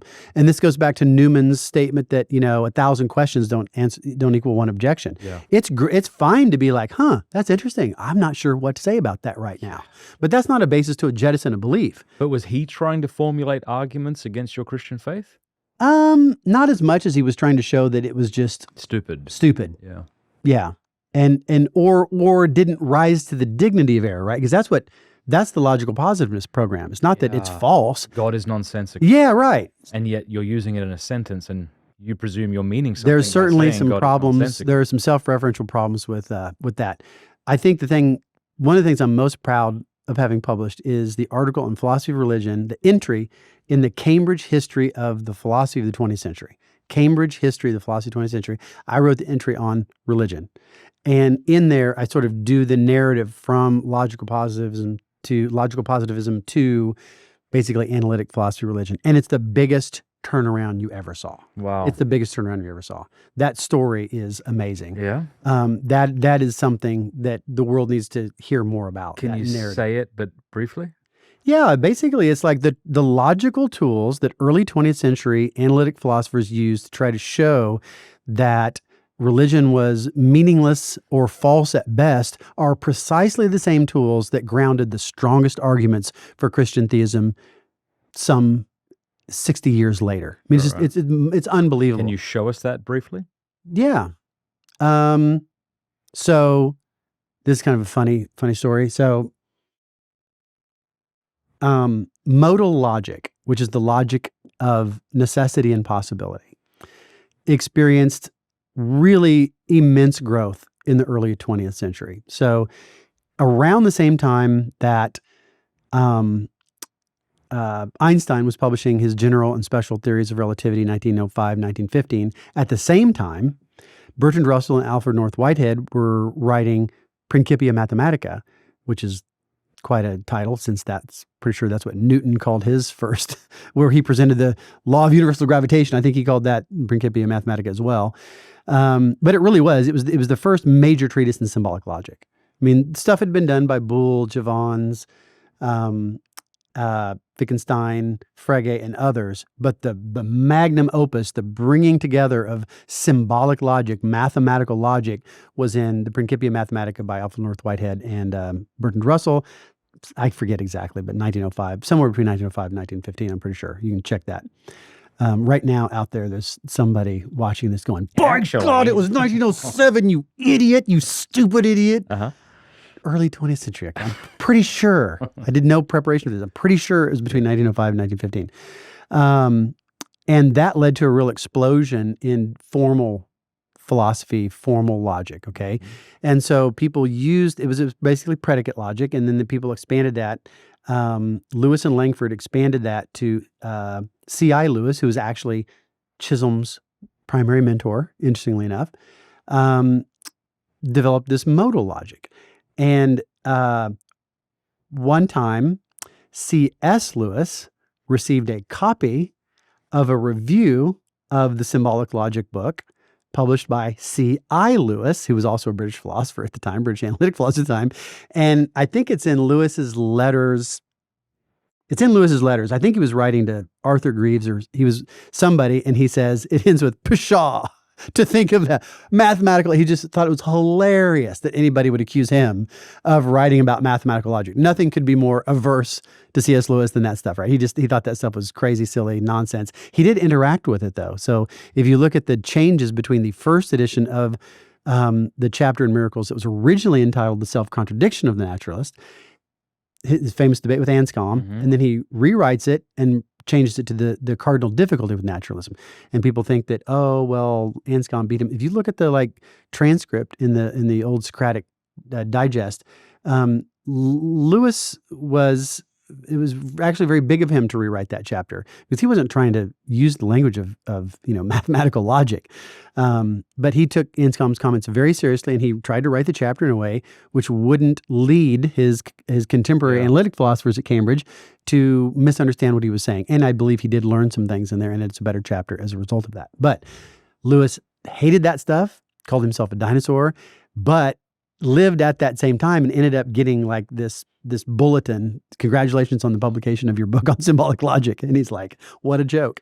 And so, but it was that very same system of modal logic that Alvin Plantinga used to take essentially Leibniz's argument and make it the strongest it's ever been. I see. The strongest it's ever been.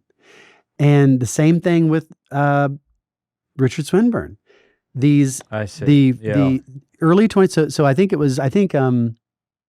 Keynes wrote his treatise on probability, published it in 1921, which is about the same time that Rudolf Carnap's work on symbolic logic was published in English for about the first time. So this is early 1920s, right? And this was hardcore, leading edge, analytic philosophy, mathematical logic type stuff, right? And this was this shows that this Christian tradition is nonsense. This is what real philosophy looks like. Well, by the 90s, Swinburne's making the greatest teleological argument ever devised based on what was meant to take God down. Yeah, man. So what is it, judo, where you... Yeah, it's judo. Yeah, that's right. It's exactly what it was. It was intellectual judo, and it's an amazing story. Abortion happens fast. And right now in towns and cities across the country, women are being pushed to make these terrible decisions in moments of fear and confusion. They're told you have to decide right now, as if love, hope, or motherhood can be rushed or discarded. Many of them feel trapped, like there's no real choice at all. But because of people like you, there is. At our sponsor Preborn Network clinics, a woman is met not with pressure or judgment, but with compassion, the kind that gives her room to breathe. She's offered a free ultrasound, the chance to see the little beautiful human life growing inside her, and real support to help her say yes to that life. I remember seeing the ultrasound of my eldest child, and of course, as the husband, it's not as immediately real to you as it is for my beautiful wife. And so seeing that ultrasound was such a moving moment. And here's the incredible thing. When a mum sees her baby on that screen, more than 80% of the time, she chooses life, not out of guilt or out of fear, but out of love for her unborn child. So this March, Preborn is hoping to help save 6,800 babies. To do that, we need 124 people like you and me each day to say, yes, I'm in. Just $28 provides one ultrasound. $140 helps 5 mums. Every bit counts, every dollar is a way to love both mother and child. So maybe hit pause on your day for a second and consider being one of those 124. To give, just dial #250 and say the keyword baby, or visit preborn.com/pints. That's preborn.com/pints to make an impact on generations to come.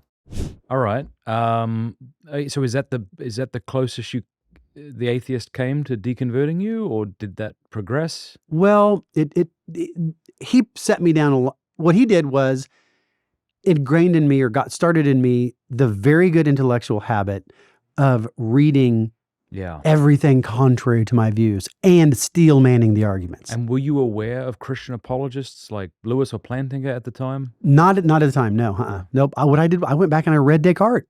Yeah. That's what I mostly read. Is I went back and read Descartes and Gabriel Marcel and did you ever come across the 5 ways back then, or? Yeah, but that actually didn't. Well, what I ended up getting was an early copy of, just at a bookstore, John Hick's Readings in Philosophy of Religion, and it was Tennant. Is it F.R. Tennant? It was an early, very early abductive argument from design. Yep. And I was like, ooh, look at that. And I read Copleston. So I read the 5 ways as written didn't necessarily speak to me, but Copleston's, exposition of them, contingency, you can't have universal contingency, can't have an infinite regress. Yep. That stuff did speak to me big time. And Bruce Reichenbach at the time as well. And so it wasn't until, so it was later in that same year, sophomore year, that this teacher's rival, they were friends, but they were rivals, challenged me to take their class because I was a brat. Okay. I was a brat. I would use my verbal abilities and logical acumen to kind of twist people up. Yep. Right. But it wasn't, it was more like, it was bullying is what it was. And we're at study hall, and this teacher comes up to me, Mr. Reynolds, God rest his soul. Man, I'm so sad he's dead. So there's some people that you're like, man, I wish I could just call him every day. He comes up to me. I've never even had him. Didn't know who he was. I'd seen him, and he's shaking. He's shaking, and he says, "You're a bully." Oh, and I'm like, "What are you talking about?" He's like, "You're a bully. You're an intellectual bully." He said, "I dare you to take my class." But he was like, why was he so upset? Well, partly he was afraid, because I'm telling you, man, if I turn it on, look out. Like, look out. I mean, some of that is well known now. Some of that is documented on the internet. Yeah, but you mean intellectually, not physically, presumably. Yes, but it's worse, right? But I can tie some, like, if I get mean and nasty, I get super mean and super nasty. It's like I said, it's a vice. It's a terrible vice. Yeah, but when untwisted, that it allows me to do that, like, hardcore analytic work where I will be dedicated. I will take every sentence you write, and I will diagram that sentence, and my replies will be as tight as iron. Right? Yeah. They'll be ironclad. But it starts with the vice of just being kind of a jerk. Yeah. And he was partly just agitated at my bad behavior, but partly, I think, a little worried. Now, is it because you're being a bully about God? Or Some atheists. Was he an atheist too? No, he was a Christian, but he saw me like basically abusing atheists. Who would be like, well, man, and they were saying stupid things, but in fairness to me, they were being idiots, but that didn't justify my being, really, I mean, I would make them, not cry, but I mean, they were embarrassed. Well, if you're publicly dressing down someone who's meant to be your intellectual superior, that's got to be embarrassing for someone. Yeah. Yeah. So, and he was dead right. I mean, I was wrong. He was right. But it really shook me up because I'm like, I don't even know who this guy is. He's super agitated about whatever. So I did take his class. And he and this atheist taught this class called Tag Humanities, Talented and Gifted, which I always said, before I took the class, I said it stood for twerps and geeks, but it was formally called Talented and Gifted, and it was a team taught class between a Christian and an atheist, where you got to design your own curriculum. Okay, wow. They didn't assign anything. Wow. The first 3 weeks of the class were, what are your interests? Here's reading lists. Like the beginning of unschooling. Yes, really, it was. It was great. Yeah. And so I put together a curriculum with their help in Christian existentialism. Wow. Okay. Christian existentialism. That's where I first started reading Gabriel Marcel, Paul Ricoeur, and other early, French Christian philosophers that I think they're influenced by Thompson. Might be controversial. I don't know. But it was existentialism from Augustine to I forget where I ended it, but certainly early 20th century. And in that class, you could have proper intellectual debates, vigorous, pointed debates. But if it got rude or mean, they would shut it down immediately. And they'd be like, it's propositions, not people. That's good. Yeah. Like, don't you dare. And they were serious about it, man. Like if it wasn't for them and any number of mentors who called me out and said, that's bad. In fact, I've suffered the most in life when my mentors failed me, when the people whose roles it would have been to call me out and help shut me down and slow me down didn't do so, either out of fear because they wouldn't. And I'm not showing them any mercy, because Mr. Reynolds,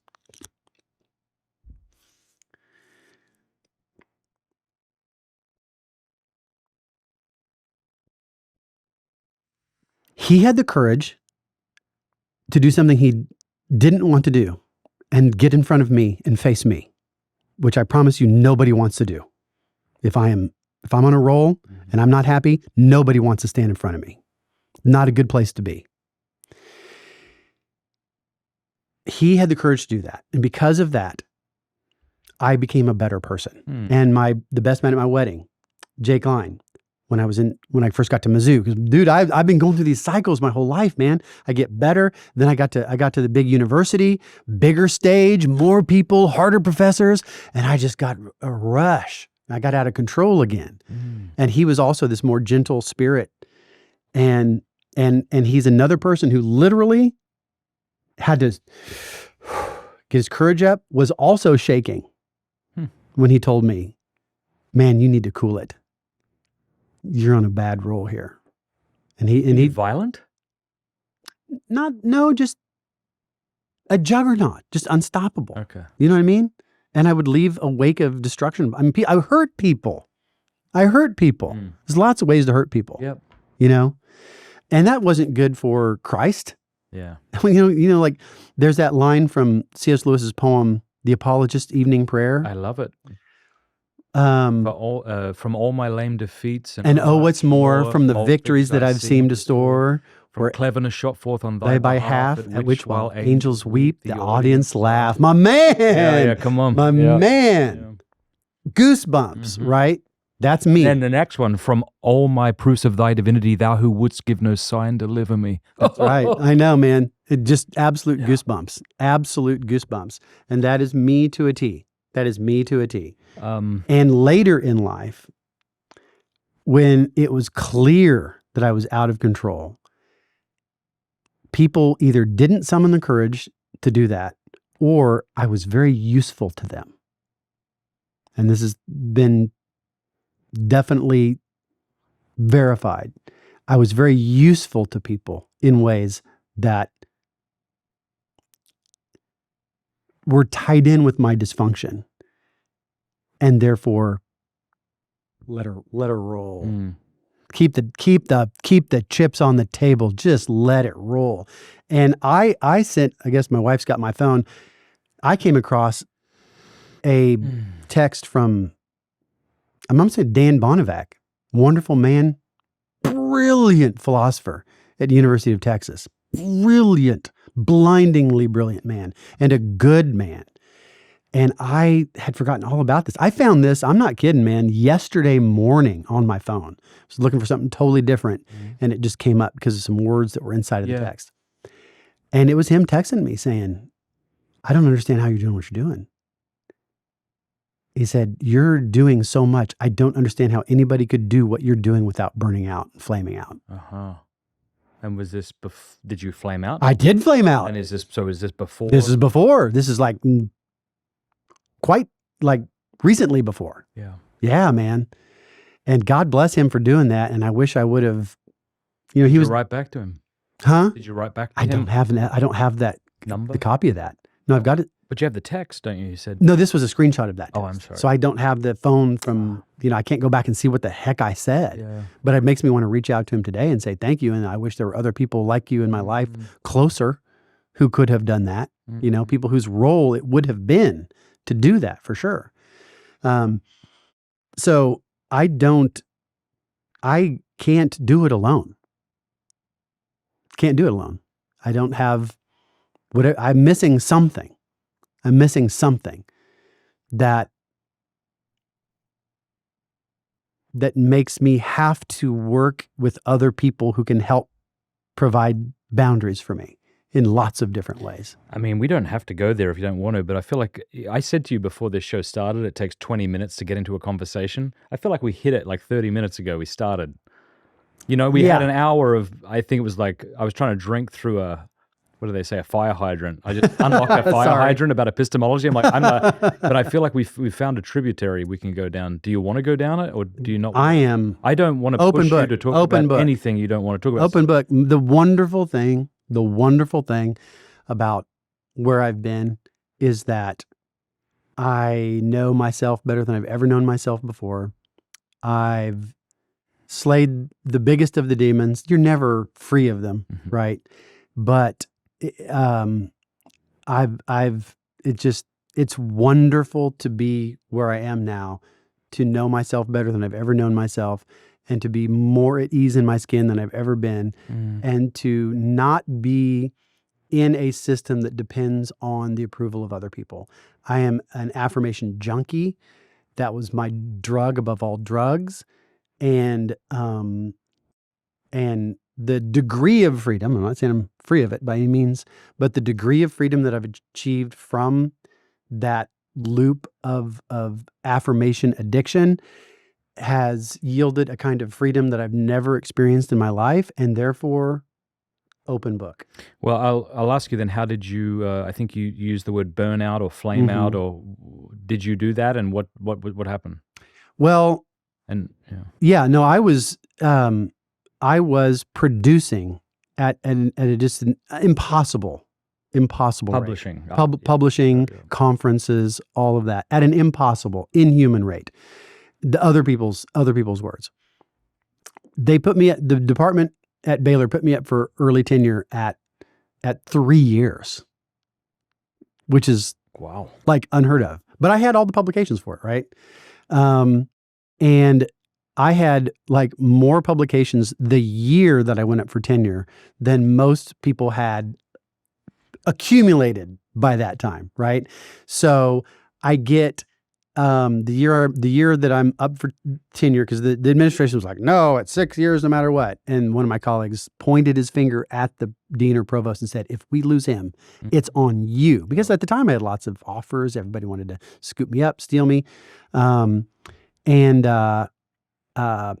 so when the year that I was slated to get tenure, I got the award for pre-tenure researcher of the year, up on stage with Ken Starr, God rest his soul, $5,000 check, literally in the freaking homecoming parade. I mean, it's like this ridiculous, like holding up of me in a way that was A, not healthy, right? And B, based on, it was intrinsically unhealthy to heap that sort of laud on a human. In Christianity, we love to lift up our heroes, and we absolutely love to tear them down. I see that on YouTube all the time. It's all the time. And people like, Philip Yancey recently, gosh, dang, man. But I don't think what a terrible person. I think, oh man. I'm sorry. I think I know. Yeah, I think I know what he's going through. Is also built on unhealthy behavior of working myself to death. and in a network of unhealthy people. You know, I mean, it was so horribly unhealthy in so many ways. And I asked a mentor later, like, why didn't you say something? Like, all the signs were there that I was experiencing burnout to a degree that was, you know, I was on fire, not in a good way, you know? And the answer was, you were producing so well. You seem to have it under control because you were able to produce. I see. Talk about reductionistic, right? Yeah. So it was literally publish or perish. What about people in your life, like your good wife or family, because they know you in a way that colleagues don't? Yeah, but in some ways it's harder for those people, you know? And man, when you're building a career as an academic, you know, I'm not home that often. For years and years and years, I was gone 3 weekends a month, 10 months a year, you know? And everything was, you know, everything was like, okay, wait till I get my fellowship. Okay, got my fellowship. Okay, wait till I graduate. Okay, wait till I get tenure. Okay, wait till I get a named chair, right? There's nothing like academia for workaholism never arriving, right? I see. You never arrive. Yeah. The goal, the summit is always receding. Yeah. So, because even once you've got tenure, you need to stay relevant. That's right. So you need to keep being. And I mean to tell you, there's nobody so big they can't lose relevance. It's unbelievable how after, say, 2017, 2019, the whole set of values inverted, and everybody, you know, not everybody, but a massive number of people who were super important luminaries, old school, just dropped. Yeah. You know, the rule, you know, it's like disorienting kind of thing, right? So I was working myself to a absolute point of distraction. It turns out that there is, you know, post-tenure depression. It's kind of like postpartum depression. Interesting. And until I started asking some of my other, at the time, young, no longer, you know, the people that were like the young guns, like me at the time, that we were always there's always the, you know, the first untenured person to do this, the first untenured person to do that. You know, me and a few other people were like firsters, right? And I asked them, like, after tenure, did you just feel like, what is the point of life? Because here's the thing about tenure, especially, you know, that's the carrot, right? It's the carrot that you chase from the time you're an undergraduate, really. Because I was one of those undergrads who was already publishing stuff and like reading citations and all that stuff, right? Yeah. So you work for, let's say, and all the time you're in grad school, if you really want to be successful in academia, you have to be focusing on tenure in grad school. Okay, so you're publishing in grad school, like almost immediately. And like I had to think about my research program. So my publications in grad school were setting me up for tenure already. But you have to go around to every conference in the world to try to get your stuff in front of people, right? So you have to be intentional about it. Like, it doesn't just happen hardly ever. You have to work for it. So from the time you enter grad school, in my case, undergrad, you're working towards this particular goal. Then you get your 2-2 tenure track position that is like, you know, super rare. And then for 6 years, you're working towards this common goal. And then, it was really fascinating. So even though you like know you're getting tenure, like it's just like you look at your stuff until you get the letter from the dean, there's always this like, who knows what these freaking people are going to do, whatever, you know.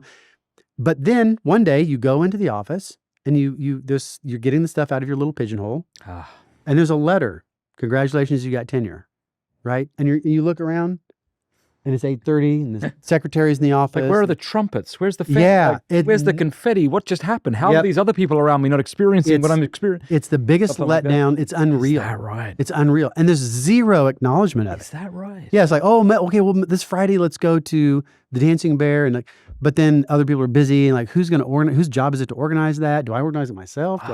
It's just like, it's there. I get you. And epistemologically, it's crazy too, because like, you think about what at the Olympics are going on right now, right? Those guys never know. I mean, there have been some big upsets at the Olympics, and there have been some favorites who've gone down. Nobody goes into the Olympics like firmly knowing they're going to get gold, right? for tenure, it's not like that. It's like there's a system. And if you said, what is the probability that you're going to get tenure this year? I'd be like 99 minus epsilon, some irrelevantly small number, right?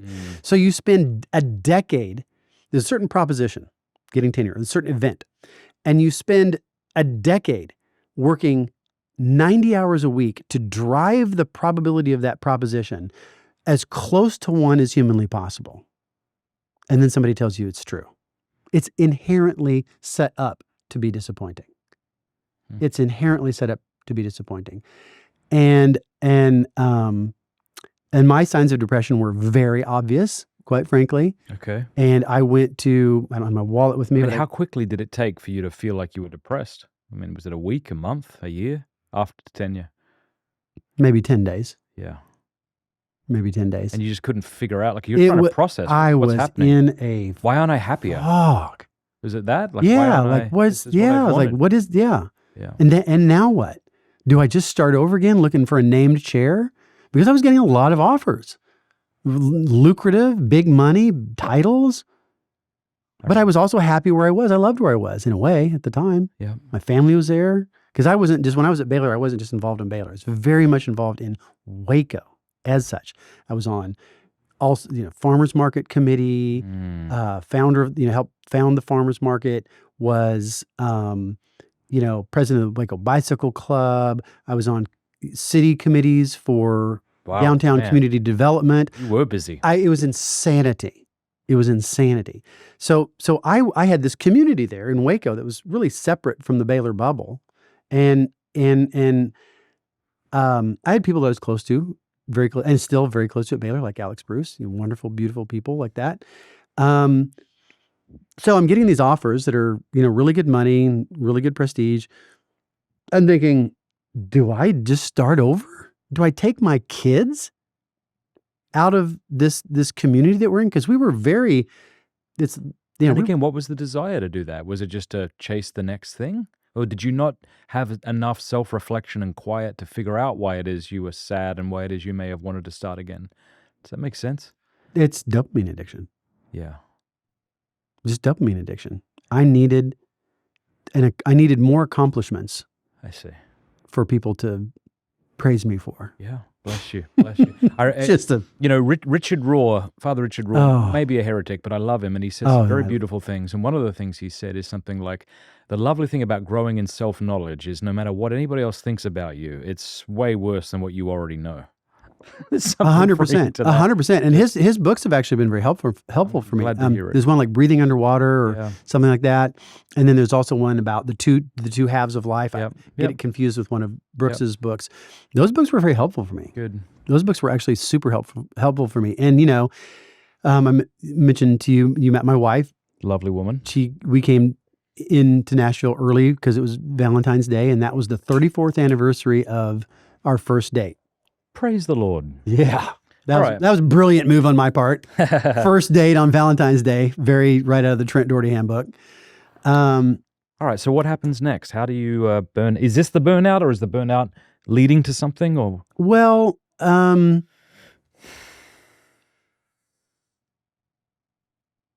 yeah. I mean, the burnout led to me having a child out of wedlock. That's where it went. That's where it manifested. Yeah. And thank God for that. Thank God for that. First of all, because my wife and I have this wonderful, beautiful, just, oh my God, Eleanor Marilyn, named after Eleanor Stump and Marilyn McCord Adams, two of my favorite women and both mentors of mine, both people who were incredibly helpful to me throughout my career. Both of whom, wrote for me, stood up for me, all that. And so she's named after them. And I can't imagine life without her. And she's been... Is the mother not in the picture? The mother is in the picture. Yeah, okay. She's in the picture. But you have custody. Sarah and I have pretty much 50-50 custody. Yeah, we have what's called the expanded standard possession. So we get as much. It's basically 50. Technically, it's like 48.77. If I ask a question that's too sensitive, tell me to. There is no piss question off, too sensitive, because I don't want to do that. I want to know what it was like maybe when you woke up and realized, what the hell did I just do? Oh, it was disorienting. Because I've often said that sin is the least interesting thing about us. You know, I remember when Jordan Peterson said something like this. He said, people will ask, how could people get addicted to drugs? He's like, wrong question. How could they not? The question is, honestly? why aren't we all doing meth all the time? 100%. Right? 100%. So I'm not, it's like not at all surprising that someone 100%. does this. Yeah. What's interesting to me is when someone comes to their senses and decides what to do with it. Yeah, well, I didn't come, let's be real clear. I didn't come to my senses. Okay. It was forced upon me by something that couldn't be hidden, right? Couldn't be hidden. So I didn't come to my senses. I was hit upside the head by the consequences of my sin. What was that? What was that experience like? Do you remember where you were? Oh, yes, I do. And it was, you know, you're taken out of the world. You're literally dizzy, lying on the ground. This can't be real. This can't be happening. It just can't be happening, right? And then you wake up the next morning and you think, did that, you know, just like disorienting. And then I did experience a period of psychosis. Thankfully, Sarah gathered good people around me. Bless her. Father Timothy from the parish at West there, Alex Pruce, other people in our family, you know, in our sphere and community. I bet that's when you know who's got your back, hey? When you... That's the beautiful thing about where I am now. I had a decent amount of like power and influence in the discipline to the tune of millions of dollars. I could like really influence people's careers.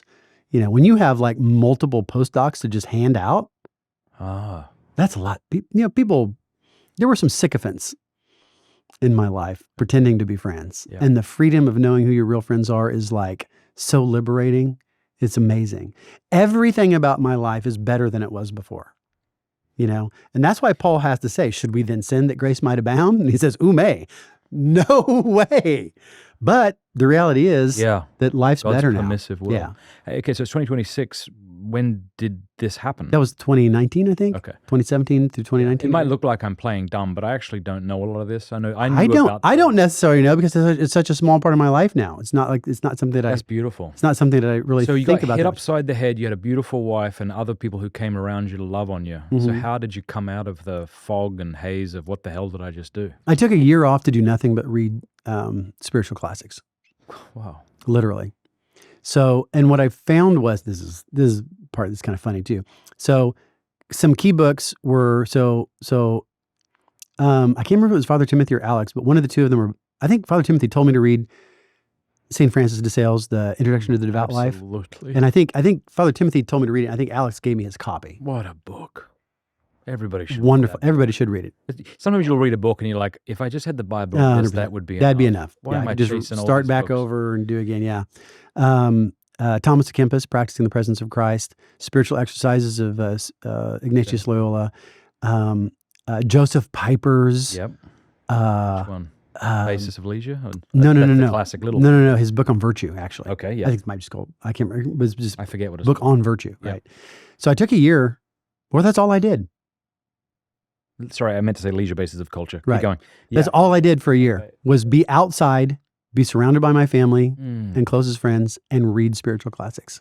Again, tell me to piss off if I get too personal, but how did your lovely wife forgive you? I mean, that's probably a question for her, but I mean, how did you handle that? Well, those are two different questions. Yep. I didn't handle it. She just took care of everything. She handled it. Yeah. She handled it. She invited the mother to live with us. The mother lived with us. She had her own room and a little crib and everything. That was her idea, not mine. God, you'll be serving her drinks in heaven, brother. Oh yeah. Wow, bless her. No doubt about it. But she's the one who knows me inside and out. She's the one who knew that came from brokenness.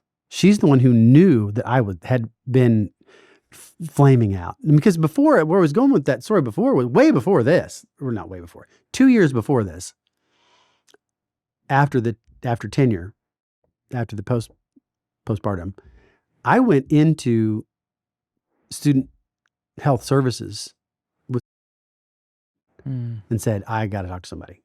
And I still carry around the business card of the director of that. Now, at the time, I actually looked really young. I grew my beard when I went to tour Iran. I gave some philosophy lectures throughout Iran, which was super cool. Super Sounds cool. it. Got a lot of friends in Iran that I really miss right now because I'm not able to communicate with them. Oh, I formed lifelong friendships in Iran wow. with certain Iranian people that I'm really worried about right now, and I haven't been able to contact them for quite some time. But before I grew that because they were like, if you don't have a beard in Iran, nobody's gonna take you seriously. And then kind of like the way it looks, so I kept it. Yeah. But before that, I looked really young for my age. Yeah, You are young looking for your age. You got a good head of hair. You look like you're in your 40s. Yeah. Yeah, so I'll be 54 this year. But I've typically looked about 10 years younger on average. And of course, the older you get, the more you converge upon your true age. That's but right. Yeah. certainly in my 40s, I was usually, in my early to mid 40s, people usually thought I was late 20s, early 30s. Yeah. So I looked a lot younger than I was. I looked like a kid. Which probably added, right, to the boy wonder. Oh, myth yeah. That was, Yeah, because I got treated like I hadn't been reading analytic philosophy for 20 years. Yeah. Most people come out of grad school because I taught Greek and Latin in high schools for a while before I went to grad school. So I'm coming in with like insane amounts of reading, in the classics and analytic philosophy, 25 years. When I graduate with my PhD at 36, but I look like I'm 22. Yep. And so, good God, where did this guy get all this understanding? It's like, Yep. It worked very much in my favor. It definitely created a false boy wonder Yeah. effect for sure. Halo effect around me, no doubt about it. But I'm telling this with a smile on my face, but at the time it was horrible. So they do the intake and I'm filling out my forms and I take them up there and they're like, oh, I give them my ID and it's, oh, you're faculty. Yeah. I didn't know it was student health service. I just thought it was health service. Yeah. It didn't say student health service, I don't think. I mean, if it did, I didn't notice it. And like, oh, we only serve students. And I'm like, so what am I supposed to do? I just told you I'm experiencing. Yeah. So I get this mimeograph. Do you know what mimeographs are? The little purple ink? No. So back in yon olden days, before there were copy machines, it was like a roll. Mhm. This was ancient pieces of paper she pulls out of a file. Here are several Oh, yes, I know. counselors I know. in the community that might accept Baylor, Blue Cross, Blue Shield. And I'm like, that's the answer to is here's a list of, 10-year-old list of service providers who probably take Blue Cross, Blue Shield. I mean, if it hadn't been so ironically funny, who knows what I would have done? Can you tell me what is like? I know that sounds like a silly question. And then I'd love to ask you your advice to those who are watching who know what it is. Well, part of it is, so this is going to sound weird and it might be different for different people. But And for me, also, Maria, who's watching this, we are definitely going to blank out every use of the word here. oh yeah, that's right. Don't But I get do think flagged. this is so Unaliving is what we say on Right. social media. Yeah. This is going to be So so it- beneficial to those who are. It's like acceptance, really. You're just like, okay, well, all logic trees, the most logical choice is I can't, everything that I've worked for is going to be gone. Everybody who loved me or pretended to love me, because I was, obviously there are people who didn't like me. It's funny because it's just so ironic. So ironic. There's a super popular secular leftist philosopher who, like, it's not even disputed that he did things like 100 times worse than what I did, but he's like still the man because he's basically a popular leftist, right? Okay. But his case, his court files are unsealed, and there's mentions of me in there of talking about, not liking me because I was a Republican, supposedly, which I actually am not. I'm conservative. Okay. It tends to align with the Republican, including things like, I think they wish I was dead or something, like some pretty hardcore stuff. It's on the internet. Like it's part of court cases. Like my name is mentioned in this testimony on these sexual, harassment cases, from this guy. And I like him, quite frankly. We always got along. And it was like, oh, like I had no idea that while we were talking and having fun and seemingly connecting, he's telling this other girl who was like fangirling over me, they're having her conversation with him is, oh yeah, I wish these conservatives would just die. It's the craziest thing, man. It's such a sick environment. It's such a sick environment. But for me, it was just very logical. It was like, okay, well, this could happen. Here's the possible paths out of here. All of them lead to ruin. The most logical thing is just to die. Just to pull out. And so does ideation mean forming plans? Forming plans. You're like running through. Again, it was very logical. I wasn't crying. I wasn't sad. I wasn't even emotional. More logical. Very logical.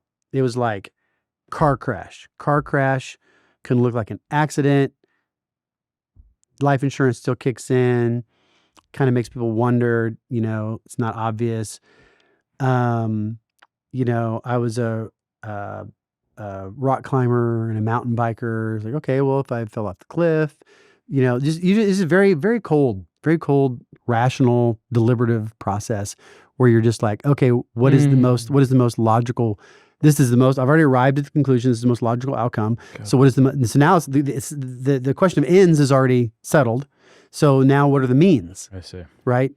So, and fortunately, I guess it's still fortunate because it slowed me down.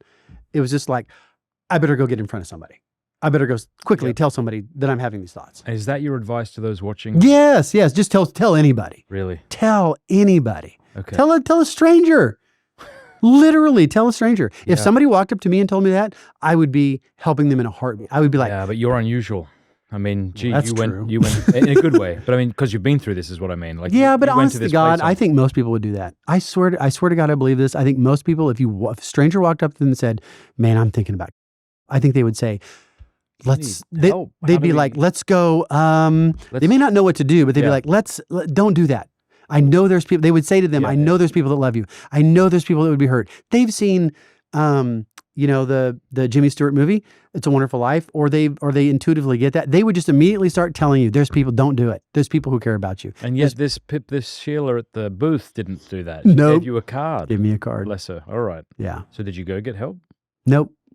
Oh. Nope. So how did you get over that? Scotch and sin. Okay. More scotch, more sin. Yeah. Okay. So that's why I was dry as a bone for 3 years. Were you? Yeah. Not a drink for 3 years. This is after presumably you got something better. That's right. Yeah. So you're in a place now that you can have a scotch. Mm-hmm. But I don't know how long I was. But surely the scotch and the sin didn't get you over it. That would have just dug you deeper into it, I would think. Yes. No, that was the way of dealing with it at that moment. The only thing, I mean, honestly, it was more, I didn't do anything. It was more it was the falling away of the false gods. Okay. Okay. So every sycophant turned on me, left me, right?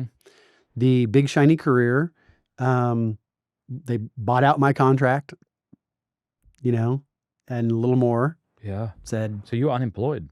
Yeah. You probably have no other college that's interested in you. Not then. Yeah. Not then. No. Yeah. Since then, yeah, but not then. Yeah. No. God love you. But I had the settlement was good. I had a lot of money and I made a lot of money at Baylor. Yep. That's the thing that people don't tell you too, is like, good Lord, if you play the game right, you can make a lot of money. Yep. So I wasn't didn't have any worries about that at all. There was zero worries about that. It was more, it was just all the false gods fell away. And your false god was, adulation. Any form of adulation. Yeah. Students, colleagues, societies, institutes. Yeah, and that god got smashed for you. Yeah. Yeah. I didn't do anything. It just went away. Yeah. And when it went away, everything got easier. Now I did, like I said, I went through a period of psychosis of unknown length. Yeah. But that was the main thing. I did, done a lot of counseling, psychotherapy, psychiatrists, CSATs, lots of different, about 5 different categories of, that takes courage. Professional help. It's so much easier. 12-step. Yeah. 12-step is Tell me about that. Amazing. 12-step is amazing. Yeah. I want to, one of my... can I insert something real quickly here? I used to run a website called theporneffect.com where we talked about the problem of pornography. And, in one of these articles, I was talking about the benefits of 12 steps, fully understanding and even acknowledging that not all 12 steps are created equal. This fella wrote to me really upset And he said, all you need is to fall on your knees for Oh confession. my God. And he really let me have it. Oh my God. So much so that I'm like, oh God, what do I know? Maybe, 5 months later, he was arrested, prostitutes, coke, LA hotel. And, I don't say that with glee at Yeah. all, but just, Mhm.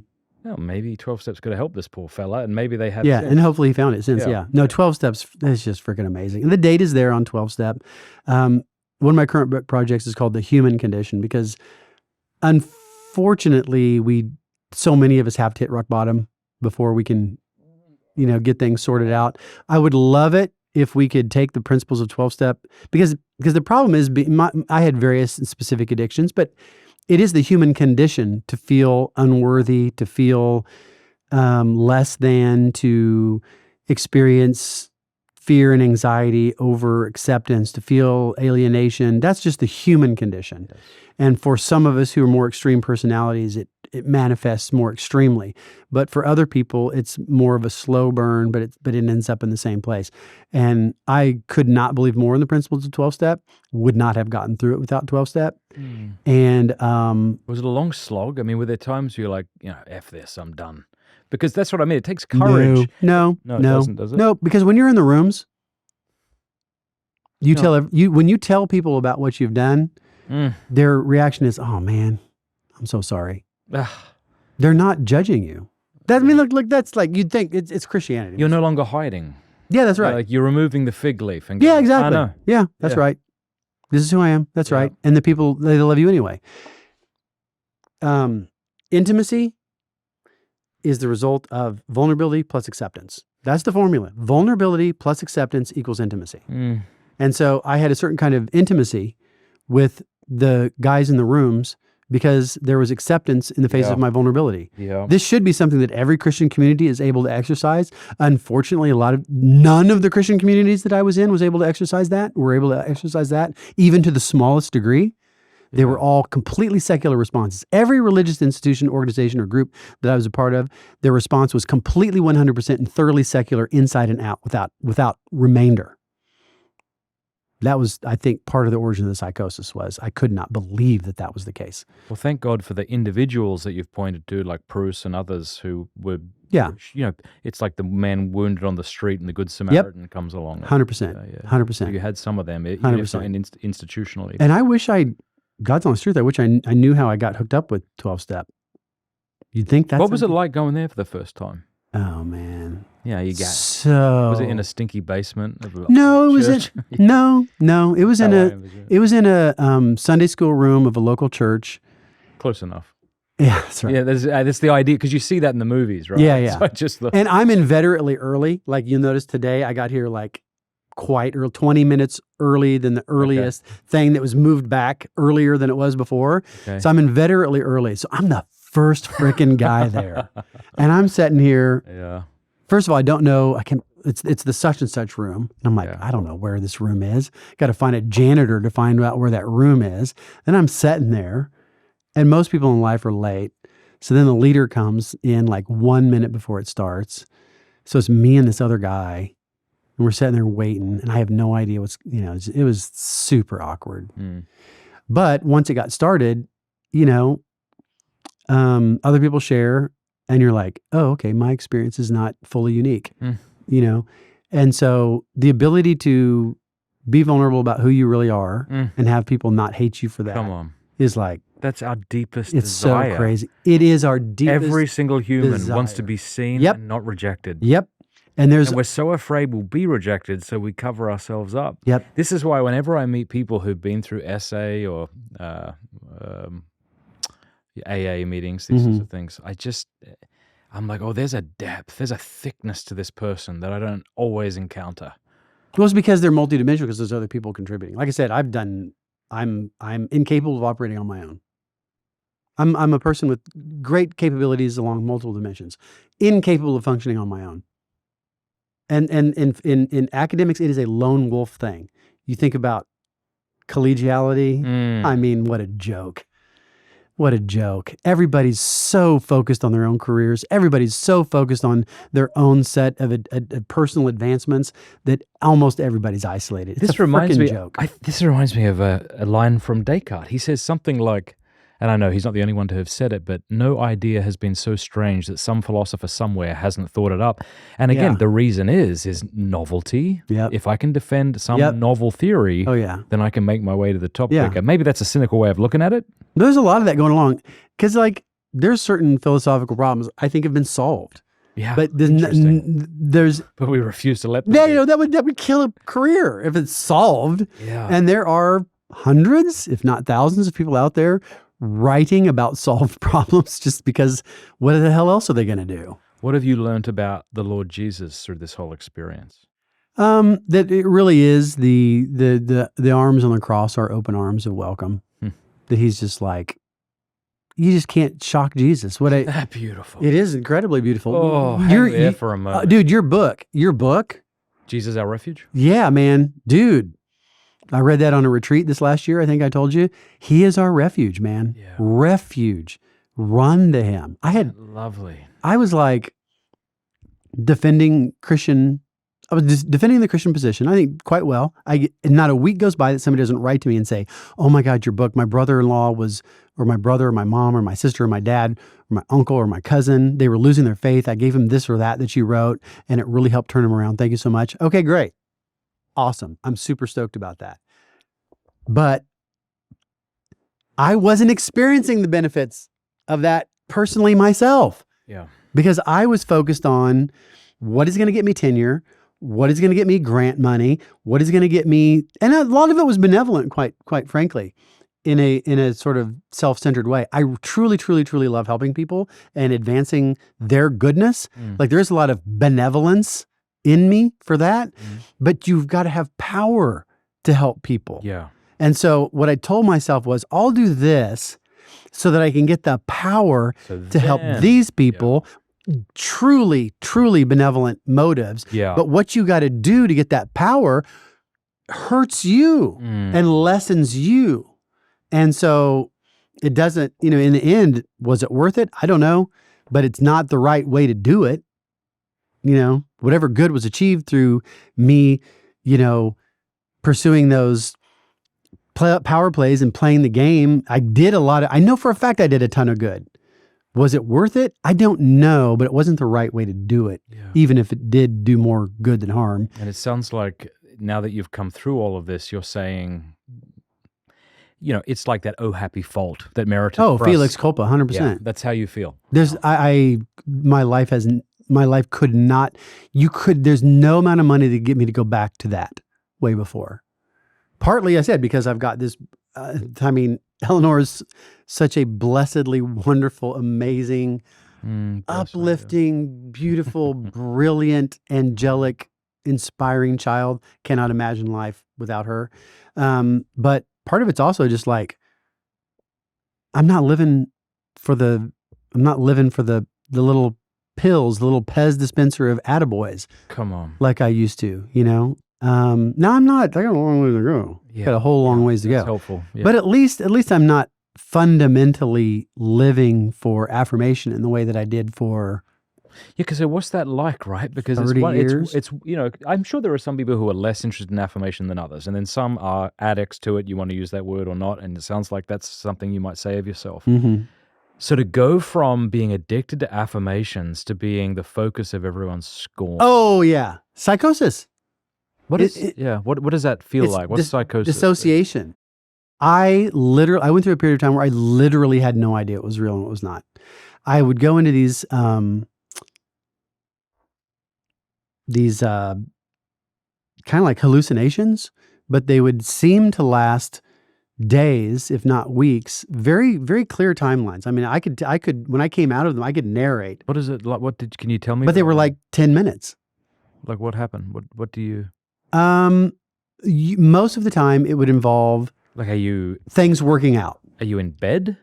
I would be laying on the couch. Is it like a daydream on steroids? Yes, yeah, exactly. I'd be on the couch because I spent I literally don't know. I have no idea how long it was. I was dissociated for an undetermined period of time.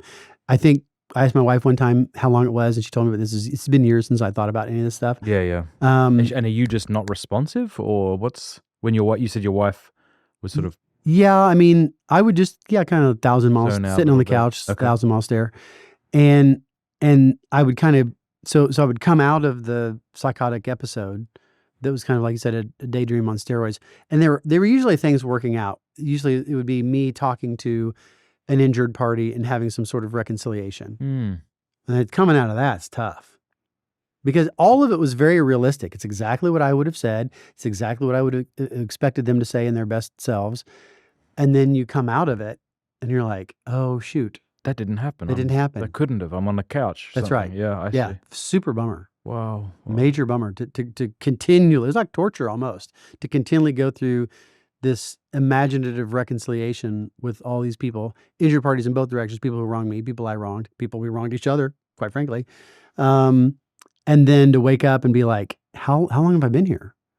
10 minutes? I could tell you like day by day what happened in the last, week of this hallucination. Like I could very clear. I could tell you exactly what happened. On the first day we did this, second day we did this, third day we did this. Nope.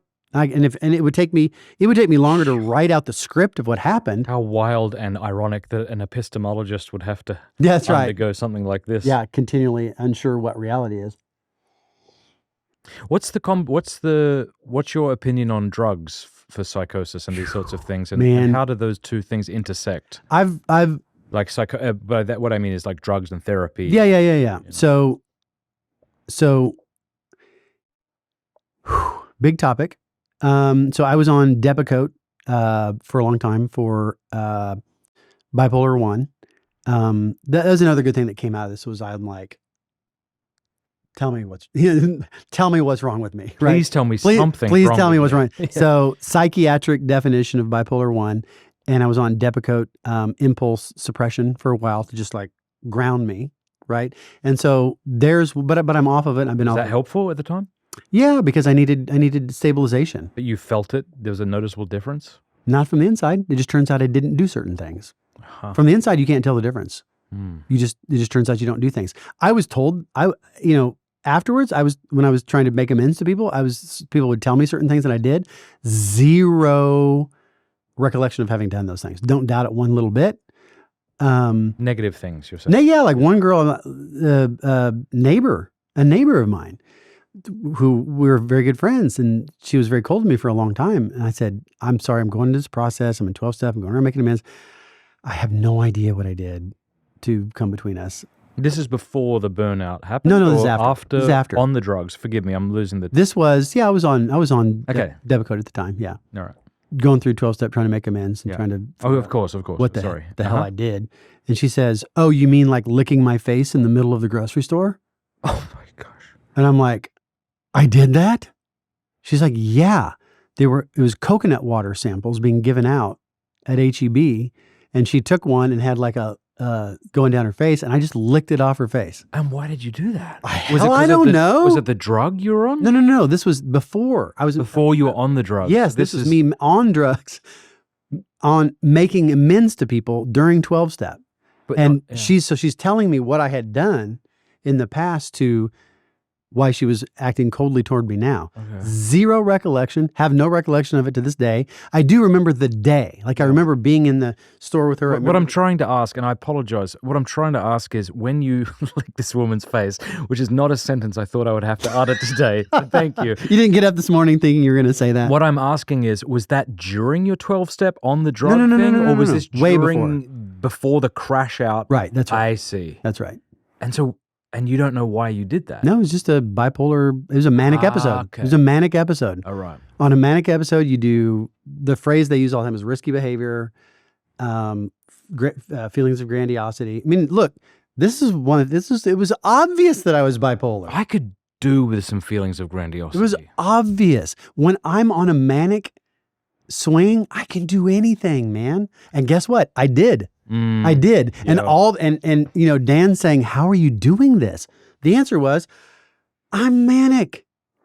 Did you know you were bipolar prior to all this? I didn't really understand what bipolar was. I grew up with that sort I of, still don't really know what it is. I grew up with the like, sort of, I don't know where you get these ideas that depression is sadness. Yeah. And bipolar means setting your house on fire or whatever, right? Okay. I didn't understand clinical diagnoses. Yeah. So I had no idea that what I was experiencing was mania. Yeah. When I felt like I could do anything. And when I was exhibiting all sorts of risky behavior, not just relationally with other people, like and that kind of stuff, just anything. I mean, I've always been in, rock climbing, mountain biking, whitewater kayaking, just anything to dopamine, get adrenaline. the rush, man, right? Anything. Whole life based on that. God bless. No wonder she was cold to you.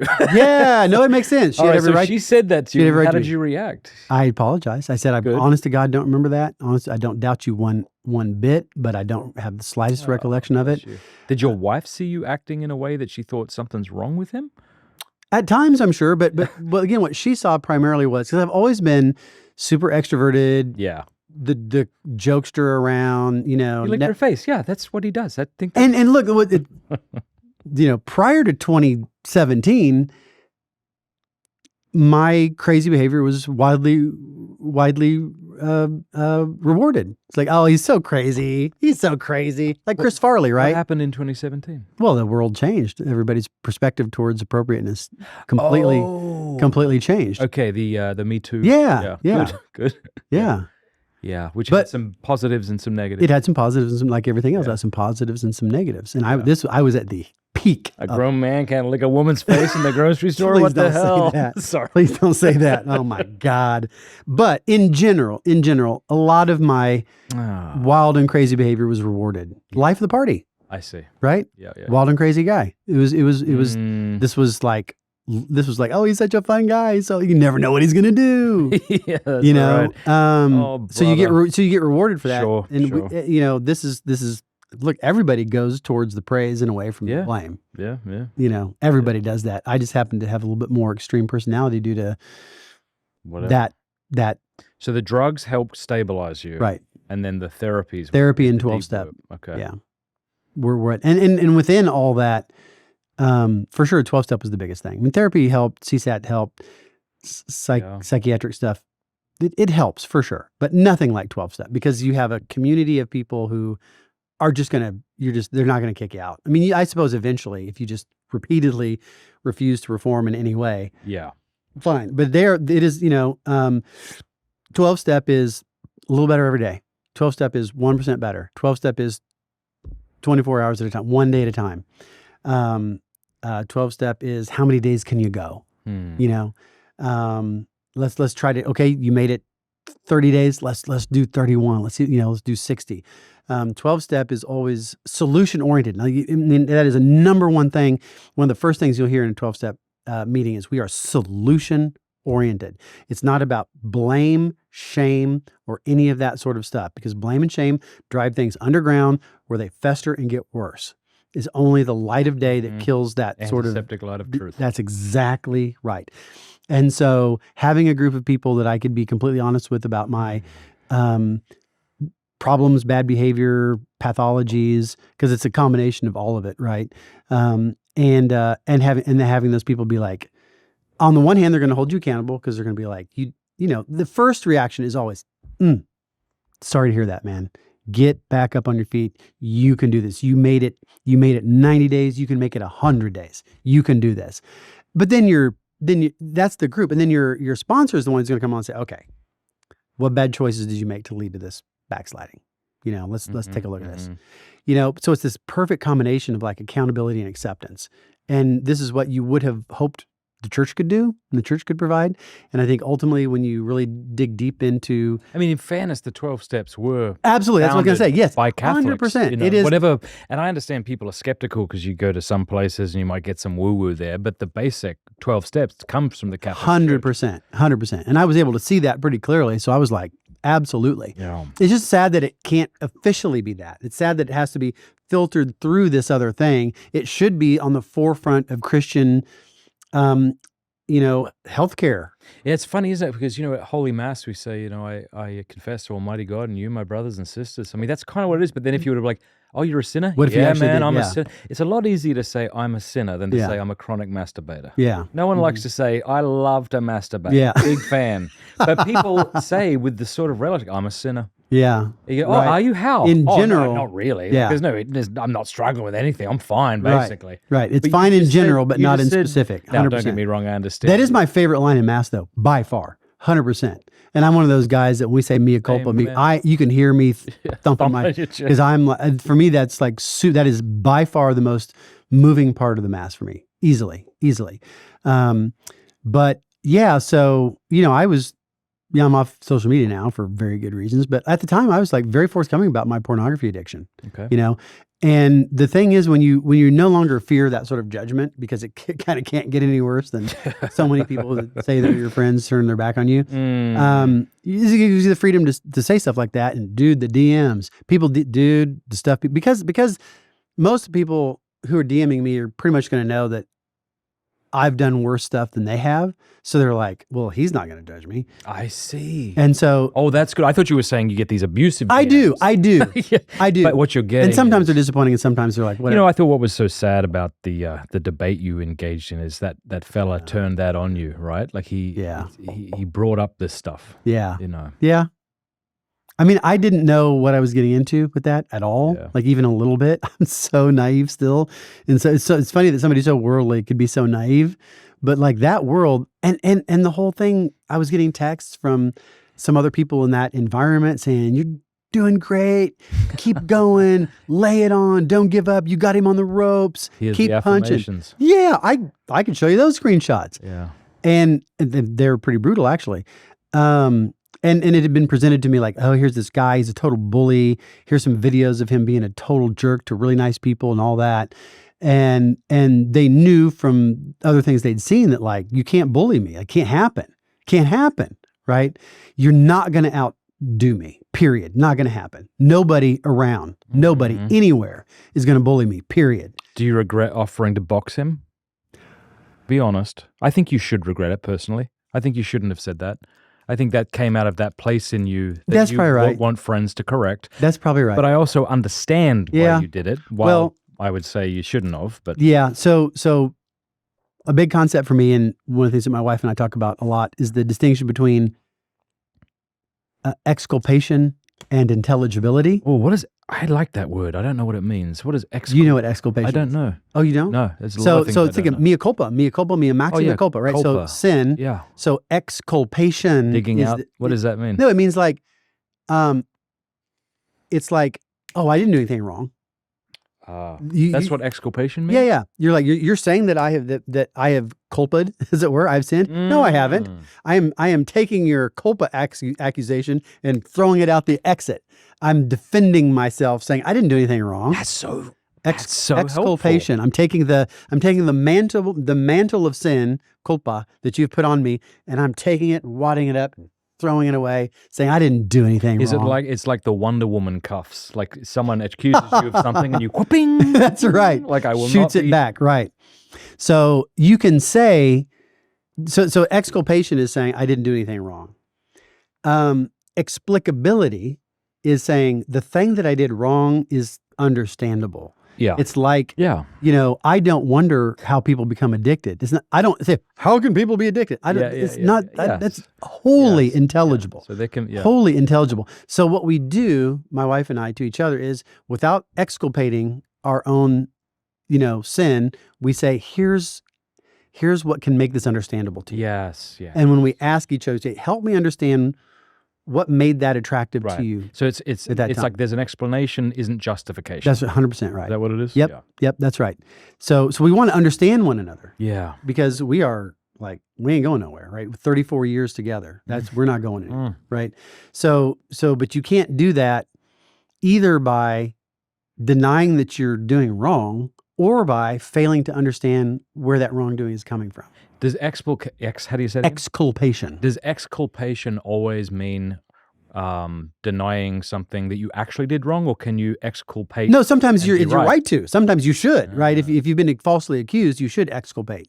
And that's what makes so many things so hard, because a lot of times it's a mix, right? It's like, okay, because I got how gossip and the 24-hour news cycle and Facebook Dude, mobs are. Ever since I joined Daily Wire. Oh my God. There's been people who've said things that I think, okay, fair enough. I understand where you're coming from. But then there are things that are like factually incorrect. Yeah. And I'm in an epistemic place to know it. And I know that they can't possibly be. Right. Yeah. And I wonder about the state of human beings. Yeah. But they all come at once. Right. And so trying to untangle the accusations that are true from the ones that are Yeah. false, but And some are kind of fair, true. exactly, from the ones that are made up It's of whole messy. cloth. Yeah. It's very messy. It'd be one thing if you were the Blessed Virgin, you could go, actually, Yeah. no. Right. But with You us, say, when people no. accuse us of Right. something, there's always Right. I'm sometimes like, a little well, bit of truth in it. but- Not really, but kind of in some ways, but not others. And then there can be a sort of false humility where you accept the blame even when you shouldn't. Yeah. Or you accept that's most no of the good. blame. And that's yeah, not that's no helpful good. either. That's totally unhelpful because your heart will never accept that. Your heart will never accept that. And that's why, taking it back to apologetics, my first mentor in apologetics was Norman Geisler. And I don't know if you know who Norman Geisler was. I mean, I read his book. I've heard some of his Yeah. lectures. Well, he seems lovely. he was He's a Thomist. He's a Thomist. Protestant he's Yeah. deceased, isn't he? He is deceased, so he's very much a Thomist now. Yeah. But he was my first real philosophical mentor. So he hand-selected me to be his research assistant at Liberty University at the Liberty Center for Research and Scholarship Was this in prior to Baylor? 1990. Yeah, this is 1990. Were you a Protestant? Yeah. I was Wow. dude. So I graduated from high school in 1990. Right before I graduated, my church, Southern Baptist Church, ordained me. Okay. Didn't know that. Yeah, because I had the gift of the word. Yeah. I had the gift of the word. And so I went, really to seminary right out of high school at Liberty University and studied with Norman Geisler. He hand-selected me to be his... What was he like? He was super cool, man. He was humble. It's not his reputation because he was a dogged debater. And when he thought that somebody in the church like Trinity Evangelical Divinity School and Murray Harris were teaching heresy, you don't want to be in his way. Stormin' Norman, right? Ah. So a lot of people actually didn't like him because of that. But in reality, super humble, super caring, super devoted. His wife, Barb, played the piano. They'd have us over for dinner. Oh. Wonderful. He was Beautiful. great to his students, great to all the students, helped so many of his colleagues, helped so many people come up. Super wonderful man, way more brilliant than almost anybody really understood. right? Oh, yeah, 100%. It's- He was way better than hardly anybody Isn't this, recognized. it's an interesting trait of the brilliant man that he can converse with the riffraff in a way that doesn't make them feel like he's condescending. Yeah, and he was from Detroit. So Lewis was like. absolutely. The best there ever has been. So how did he respond when you were becoming Catholic? Did he care? He didn't actually like it because he didn't like it think because so. he was a dedicated Protestant, no doubt about it. And I converted, I think right before he had a book that came out on it where he was making, because a lot of Norm students did become Catholic. And that was like, he wasn't like super happy about that because it made people suspicious of his Protestant Thomism, right? So he had, it's kind of like, oh my God. So at Baylor, when Tom Hibbs, the brilliant and talented Tom Hibbs, who was for a while president of University of Dallas, Okay. he was the dean of the Baylor Honors College, and it was just it was like great book central. It was a golden moment. The fertile ground for Catholics. Fertile, too, I'm yeah. sure. And the thing is, right, that these young Protestant Baptists would come in and they'd study the great books and they'd become Catholic. There was no proselytization going on at all, like not even a little bit. Yeah. They just kept becoming Catholics in hordes. And so somebody was going to make a T-shirt, something about, Baylor Honors College, came in as a Baptist, left as a Catholic. And he was like, do not make that T-shirt. Yeah. Because it's like, we're not trying to do this. This is just happening. Okay. When you encounter the truth of the Catholic faith in the great books, it just does it to you. Like my conversion to Catholicism was largely just reading Irenaeus, reading the church fathers over and over. And then going, oh, this is Catholicism. It's like, it wasn't even like super like fireworks going off. It was just like, oh, didn't see that coming. This is Catholicism. Well, I guess I'm going to become Catholic. It wasn't some big thing. All of a sudden, it was just like, oh, didn't realize that. Yeah. Now I've learned that, so I guess I'm going to become Catholic. But he was not thrilled about it. All right, this has been such a beautiful discussion, and it went in a much more beautiful direction than I was hoping for. But would it be okay if we just circled back to epistemology as we begin to slowly wind down? What if you be the Christian and I'll be the atheist? Okay. We live in a chaotic world, and we need a story to make sense of things. So that experience you had as a young man was simply that. Yeah. You were impressionable. You adopted a story that isn't actually true, but made sense for you, made sense of the world for you, good for you. Yeah. And now you're seeking to defend it so your life doesn't further unravel. Yeah. And something can be coherent and false. For The sure. Star Wars trilogy, let's say the 100%. beginning one was coherent. Yeah. So sure, I'm sure you can come up with a way to Mm-hmm. prove internally the consistency of Christianity, but there's actually no good reason to think that God exists. Mm-hmm.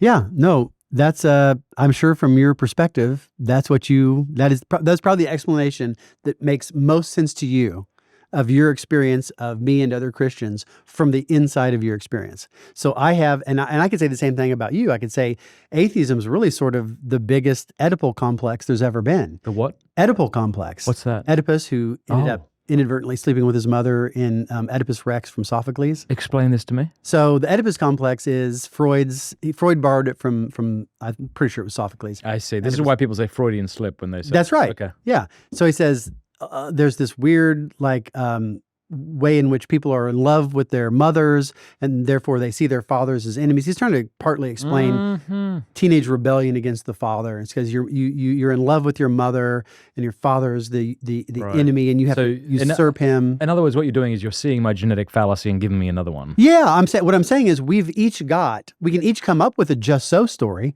for the other person. I can say you are in love with, in this case, Mother Nature. Okay. And you want to conquest Mother Nature through technology and self-advancement and things like that. Father God kind of gets in the way of that project. So of course you want to slay your father because that's what happens. You want to kill your father. You want to kill off Father God so that you can live out your life of earthly conquest free of mental anguish of thinking that there's going to be consequences, punishments, or that you're even doing anything All right. wrong, So I'll right? respond and say, I don't think that's true at all. I think that there are many things that I would like to believe. I would like to believe that I'll see my loved ones in a future fairyland. There's just no good reason to think. Yeah. Well, I would like to believe that I could do whatever the hell I wanted in life with no possibility of consequences afterwards. But as an atheist, that's not what I'm saying. I understand. Well, No, sure, I'm just- afterwards. Well, but I also, there's also things about atheism. I would love it if atheism were, I would be the most, Hedonistic? I don't think you would be. there was a time when I would be. Yeah. There was a time when I would be, but it's certainly an attractive thing to think, you know what? I can do anything I want. Right. So And there's no but as I'm so, the atheist so we could here, trade this. But I'm the atheist. I'm Right. saying that's not my experience. My experience is I want to live virtuously as an atheist, and when I do, I find that I'm rewarded. But the bottom line is there's no good reason to think that God exists. I'd be happy if you had one. I just don't think there is one. Right. So I'm saying at the second order level, we can each come up with explanations of each other's lives, experiences, beliefs, predilections, and life paths. Okay. So we could go back and forth about that all day. Sure. Or we could look at token reasons and treat them just all on their own without all the psychology. Fair enough. Let's So do I'll that. put my Freud away. All right. And you put your Freud away and we'll just look at reasons. Good. And what I'll do is I'll say, here are a set of propositions that bear a certain logical relation to a special proposition that God exists, or that Jesus rose from the dead, or that Jesus is the Son of God. Yep. And then I will tell you, you can evaluate, you can tell me if you think the argument is valid or at least probability preserving. And then we can go through the premises one by one and you can say what you think about them. And then we can just only look at the reasons and all the psychology Are you prepared? behind. Are you prepared to do that now? I am certainly prepared to do that. Give me any argument that So the God simplest exists. one. I don't even know what God means, first of all. Yeah, well, a lot of times, so David Lewis, again, one of the most, widely thought to be one of the best philosophers of the 20th century, had this great statement. He's like, if you want to know what the conclusion of an argument means, just look at the premises. Like what follows from the premises. That's what the conclusion means. Okay. It means, because there's an ancient statement, there's an ancient phrase that there's nothing in the conclusion that was not first in the premises. Right. Very ancient statement. So let's just look at the premises and let the premises define the terms. Okay. Fair enough. Okay. So this is a very popular one right now, sometimes called the Kalam cosmological argument, at least a version of it. And it says that everything that begins to exist has a cause outside of itself. The entire space-time continuum began to exist. Therefore, the entire space-time continuum has a cause outside of itself. So what does the conclusion tell us? The conclusion tells us there's a supernatural originator, supernatural in a very precise sense, outside of all space and time. Originator in a very specific sense caused it to come into being. And, as Aquinas always said, and by this all men recognize God. It's certainly a divinity. It's certainly a godlike thing. It's certainly supernatural. I don't even care about the word. You can call it God. You can call it not God. I don't care what you call it. But it's a supernatural something outside of the space-time continuum that is going to get us down the line towards theism in a way, and away from atheism and naturalism. So it's moving my direction. So I would say, as an atheist, that I think the world is more curious and wonderful than you apparently do, because I'm willing to even suspend belief in the first premise. I don't know if everything that begins to exist has a cause. Maybe the world's more mysterious than you think it is, and you are no more a scientist than I am, and so I don't think either of us has any good reason to think the universe did begin to exist. Well, maybe that will be overturned in 20 years. So I'm not willing to stake my life and change my sex life and my partying based on this recent scientific hypothesis. Yeah. Well, we can certainly see what happens in the future, but right now the consensus is the space-time continuum has not existed Is forever. this the consensus? I don't know. Yeah. Is it? It's still the consensus overall. Yeah. I mean, because I'm the atheist. Yeah. I'm not breaking character yet. When you look at the models that deny that, they're very speculative. Very speculative. And if you go to the individuals who are proposing these models of a universe that has always existed or infinite oscillations or whatever, they're pretty honest when you go to them in person and say, do you believe this? Do you think this is more likely than not? That none of them, not one of them, will say yes. They always say the same thing. These are just models. These are just models. And these models are plausible and they cover some data. None of them. I'm not aware of a single one that will just outright say, yes, this is more likely to be true than to be false. Its probability is greater than 50%, or especially its probability is high enough to exceed the minimum level of rational acceptance. They don't believe it. A lot of times they'll say, well, we don't really believe hypotheses. We just propose them and explore them. That's what because when I was at the University of Rochester at the time, they had the strongest laser in the world. I think Rochester and Santa Barbara go back and forth. And the importance of that is you have to have a laser to do high energy physics, to explore particle physics, to explore the early origins of the universe, right? So we had a physics and philosopher brown bag lunch. I think it was every Wednesday. So I've talked to and sat down with some of the best particle physicists in the world. Some of them also studied with Janes at St. Louis University, who also did major groundbreaking work in probability theory and scientific inference. And so I've met with some of the best of the best. Okay. And they're very characteristic. And then in other conferences, a great guy on this is Luke Barnes. Luke Barnes is probably the best guy to talk to. He's so great. Luke is great as a human, as a scholar. He seems like a good bloke. He's a great bloke. All right. Because he's a good bloke doesn't mean he's right. No, it doesn't. But he's... All right. So you're saying the evidence right now at least points in the direction of now, what do you mean by space-time continuum? Well, you can either give a exact definition of that, but the best thing to do is to think of that phrase in terms of how it functions in a canonical set of sentences in a certain canonical dialogue. So there are some fuzzy boundaries of reference for that term, but then there's this thing called supervaluationism, which says that there's other models besides supervaluationism, but the idea is basically that a vague term that has some looseness in its reference, you can say, okay, well, let's let the set of all things that term ranges over, and let's see if, okay, we got precisification 1, precisification 2, precisification 3, all the way through n, and let's see on how many of these precisifications this proposition is true. Okay, this is a Bas van Frausen came up with this, who's also a Christian philosopher, Catholic, super interesting guy, dude, super interesting guy. Writes books on tarot, writes stories about cats, is Alvin Plantinga's top rock climbing partner. This dude, Bas van Frausen, is amazing. I want to know him. Great, super smart. But the point is what? The point is that you don't have to be able to define a term to assign truth value to sentences that contain it. If and when every admissible precisification of that term, you can make it precise this way, sentence still true. Make it precisify it way number 2, sentence still true. Precisify it way 3, still true. And you can even do it proportionally. You can say on 87% of admissible precisifications of this vague term, the sentence comes out as true. So it's got this high proportion of verisimilitude, which is just almost another way of saying it's probability of truth, except verisimilitude is degree of truthiness, as it were. Okay. So there's all sorts of formal models for cases of theoretical terms I still that don't know don't what have space-time continuum means. You don't have to know what it means. You just have to know. Well, you're telling me that the space-time continuum began to exist, and Right. I don't know what that covers. Are you trying to say that nothing existed prior to what they call the Big Bang? Nothing physical. Nothing physical. I don't even know what physical Yeah, is. well, but again, that's like, look, you're the naturalist. Define naturalism. Like, Yeah. Famously, that's hard. Physicalism, there's one of my former colleagues wrote an article called Physicalism is an Attitude, because nobody can define what it means. Because there's this thing called Hempel's dilemma. Okay, Hempel's dilemma. What is physics? What does physics say is true? Well, what physics says today is almost certainly false. Okay? Really? Yeah, because at least inductively, it's called the pessimistic Sure. induction. Yeah. Everything physics has ever said has turned out to be false. So probably what it's saying now is false. So all that exists is what a complete and correct, because physicalists, I studied with the best defender of physicalism ever, Andrew Melnick. He wrote the book called A Physicalist Manifesto. And a standard way of defining physicalism ontologically is saying that all that exists is what a complete and correct physics would say there exists. Ah. Okay? So you define the physical in terms of physics.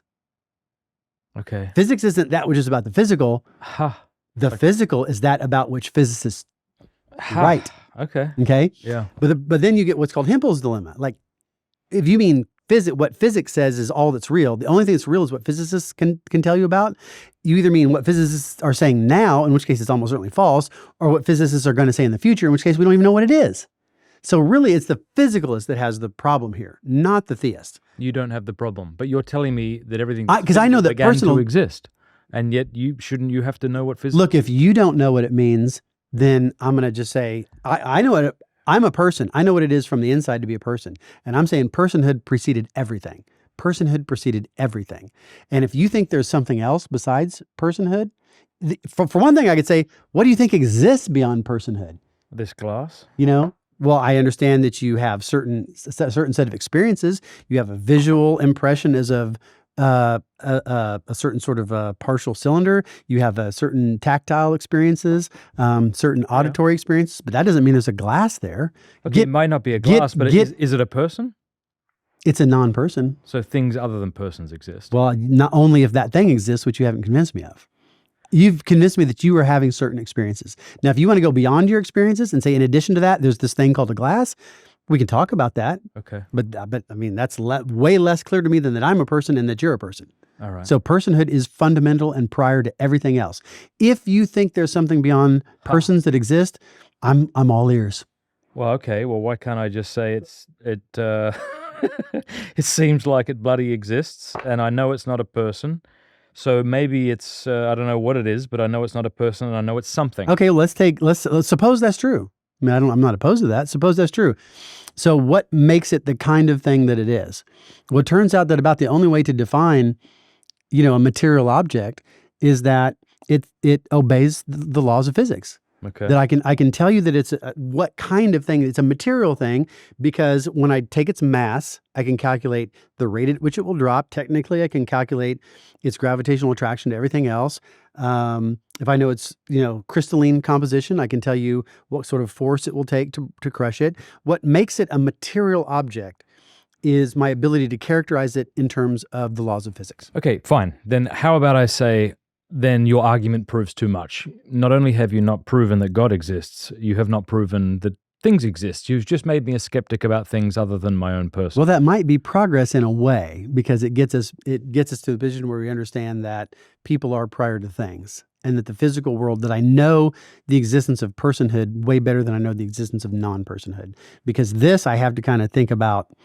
Because the laws of physics are formulated by physicists, they're generalizations of observations. So everything about physics is, if I define this object as physical in virtue of its relationship to the physical laws, and the laws of physics are mental generalizations over the observations, i.e., mental states of physicists that are have to be by definition of that.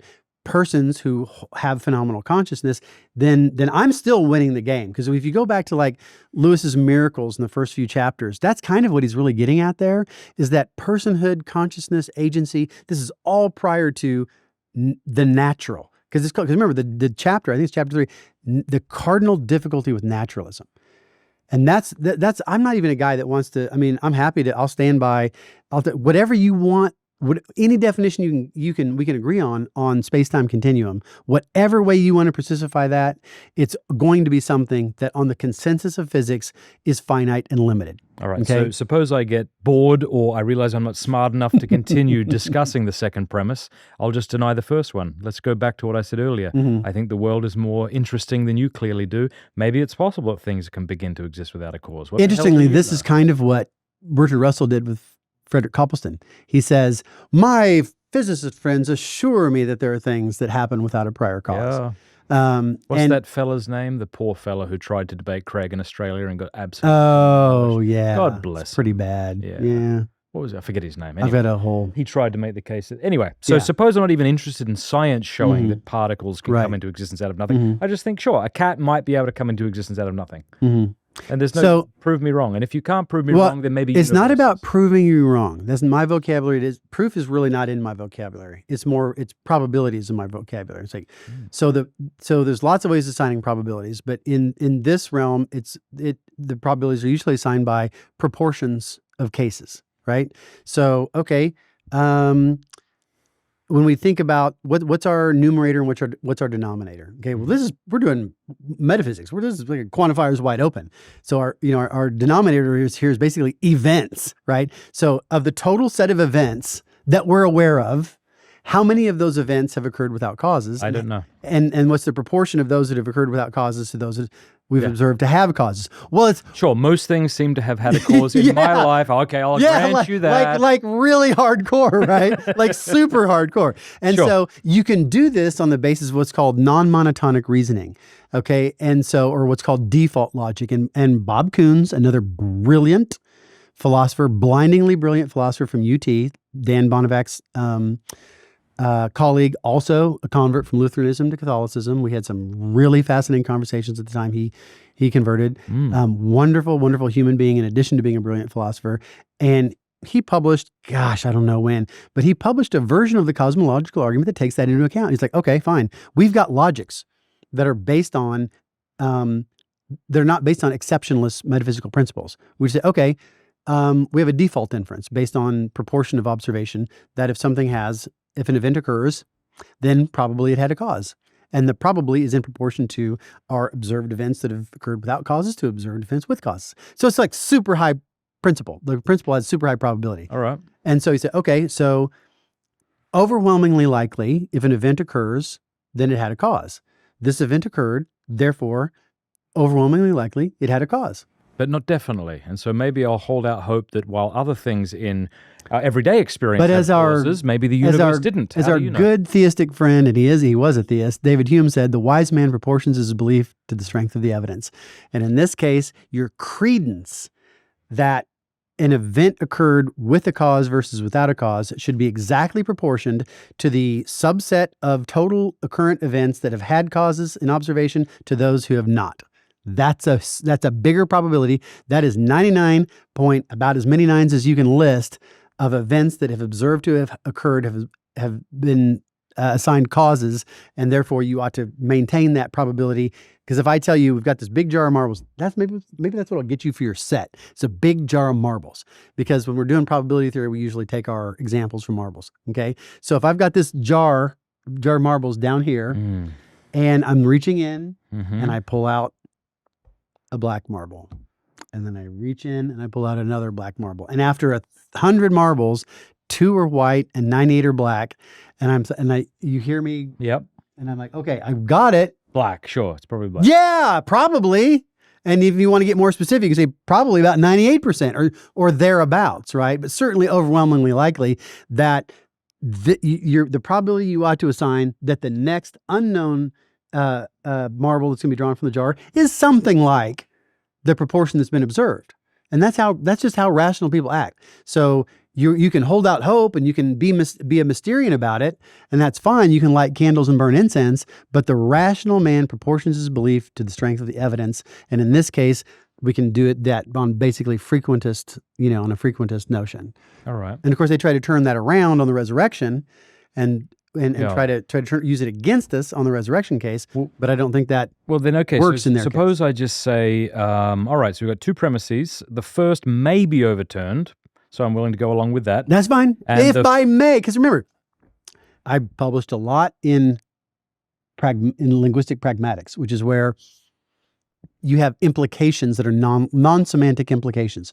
So if, earlier, finding a bathroom in this place is... You got to walk a ways. Oh, my word. I mean, it's like, without a guide, you're just going to pee your pants.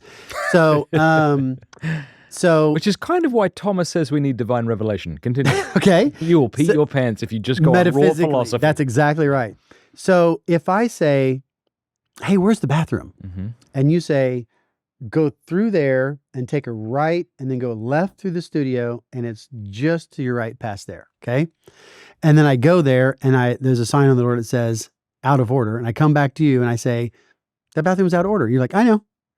I'm like, what do you mean you know? You're like, well, you didn't ask me where there was a functioning bathroom, right? You'd be a philosopher about it.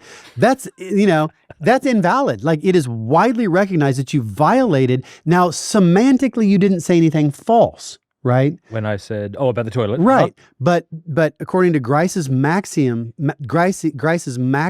of conversational relevance, you did violate a norm.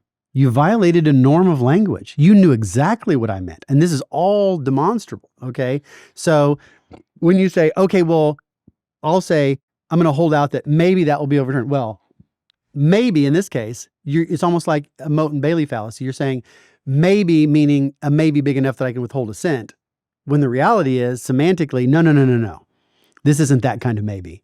This is a maybe in the sense of so you're saying there's a chance, right? This is Jim Carrey, maybe. This isn't like, well, maybe. Yeah. No. All right. That's violating the rules of language. This isn't maybe. This is like technically, possibly not 100% certain, but it's overwhelmingly likely. And in ordinary language, we don't take the negation of a proposition that is overwhelmingly likely and say of its negation, maybe. Okay. That's not how language works. All right. And part of being bugger. It's funny because then at this point, then would I say fine, okay, but I'm still going to say maybe, and then I'm also going to add to that, I'm not convinced. That's the psychological fact about you that I cannot help. You might have also other psychological things about you. You might have an Oedipal complex. You might experience generalized anxiety, and you might be afraid of the dark. These are all things about you that I can sympathize with as a human being, but they are epistemically irrelevant to this case. Because I'm telling you, man, when it's apologetics, we have premises and we have rules of inference and we have evidence, and that's it.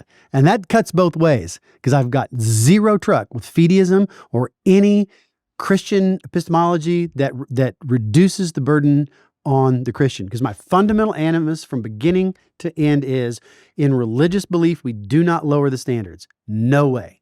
Now, that's on the one hand. Now, on the other hand, you look at standard taught canons of scientific inference, you say, well, you can't get to religious belief from those. And that's right.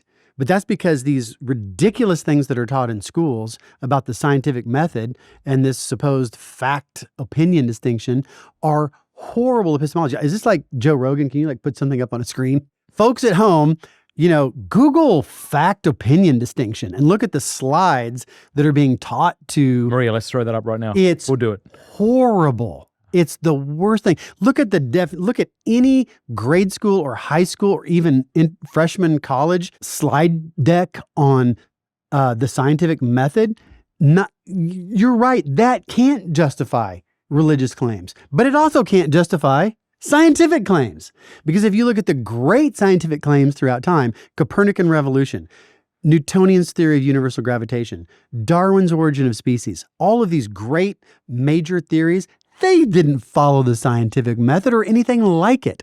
What they followed, they were neither deductive, like in Aristotle, nor were they any standard canon of inductive reasoning, like enumerative induction, or anything like that. They're what's called abductive reasoning, a term by explanation Charles Standard based Peirce. on the Inference best to the best explanation. Inference to the best explanation, IBE.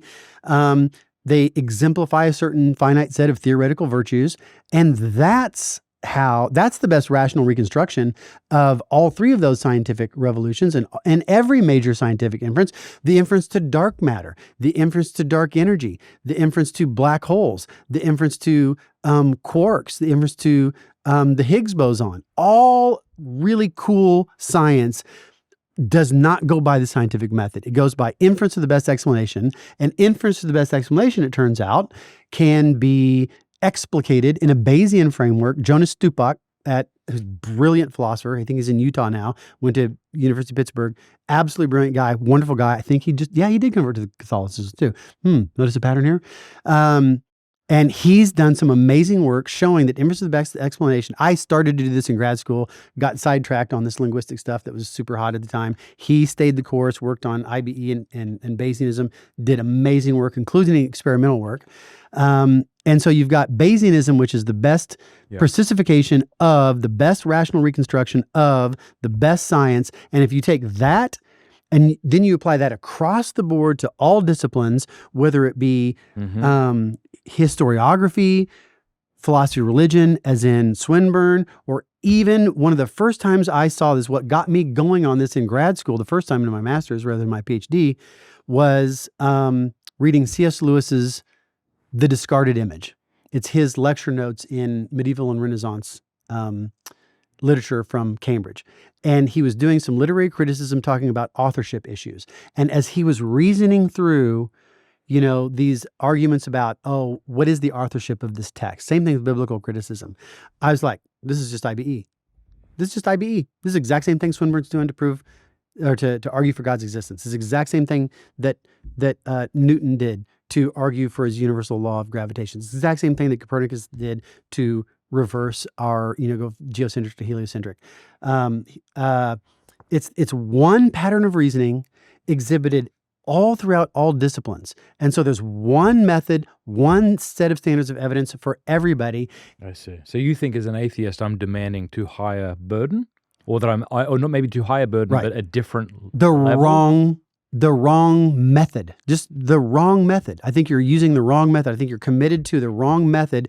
And that the problem with that method is not only it might be successful in that it really rules out my stuff, but at the end of the day, it also rules out your stuff. It also rules out your stuff. And as a matter of fact, a lot of the early logical positivists, the early Vienna school, some of the founders of the Vienna school actually were almost solipsistic because they were like, hey man, If I can't prove you exist, then That's you right. don't. that's right. The history of early 20th century analytic philosophy is fascinating. And the epistemology that they developed in there, the scientific epistemology that came out of that, the earliest parts of the Vienna school were very subjectivist. Very subjectivist. Like we're not going to go past. And when you think about it, so take any kind of hardcore science you want, even the stuff that does maybe get captured by that ridiculous, scientific method stuff in grade school, chemistry, right? And so we want to know some discovery in chemistry is made, and you say, okay, well, what's the evidence for that? Read the article. Okay, what's the evidence for that? What's the evidence for that? What's the evidence for that? It's all going to come down to, this is now a microscope, right? Yep. It's all, I see a pattern of red specks oscillating within a blue field. Okay, that's what it comes back to. It comes back to some guy or gal, Jim or Jen, right? Hosting phenomenal qualia. They're having a certain experience. If you follow I don't care what physical chemistry, I don't care how mundane the scientific hypothesis, when you keep saying, well, what's that based on? What's that based on? What's that based on? If you could become Socrates like that and do the annoying Socratic iteration, well, why think that? Why think that? Why think that? Why think that? It's going to come back to some guy or girl looking in a microscope or a telescope having certain phenomenal experiences. All comes back to that. You like how I brought everything all back to the It beginning? was beautiful. I've so thoroughly enjoyed talking to you. Where can people learn more about you? What book? Don't learn more about me. Okay, well, forget you. What book might you want to shill at this point? There you or- go. Yeah. I like that a lot better. Fortunately, my book, The Problem of Animal Pain, written in 2014, is still like, it's very gratifying that 10 years later, 12 years later now, the book is still, well discussed. I read it again last year in 2025, and I was like, wow, this is pretty good. It's been so long since I wrote it that a lot of it is like learning stuff again. that's a book that does, and the only reason I bring it up primarily is because it does have a primer on epistemology, including a certain explication of Bayesian epistemology that I call narrative epistemology, because I think what is happening fundamentally in epistemology, even the hardcore analytic, mathematical-based Bayesian epistemology, formal epistemology, it's just a rarefied version of telling stories. And a good story takes a lot of diverse facts and ties them together in a single narrative. The compelling thing about the origin of species, because you read Newton and you read Copernicus, it's pretty hard, it's pretty tough going. But reading Origin of Species is easy. And reading Origin of Species reads almost like an adventure novel. It's a good story. And by the end of it, you're like, you know what?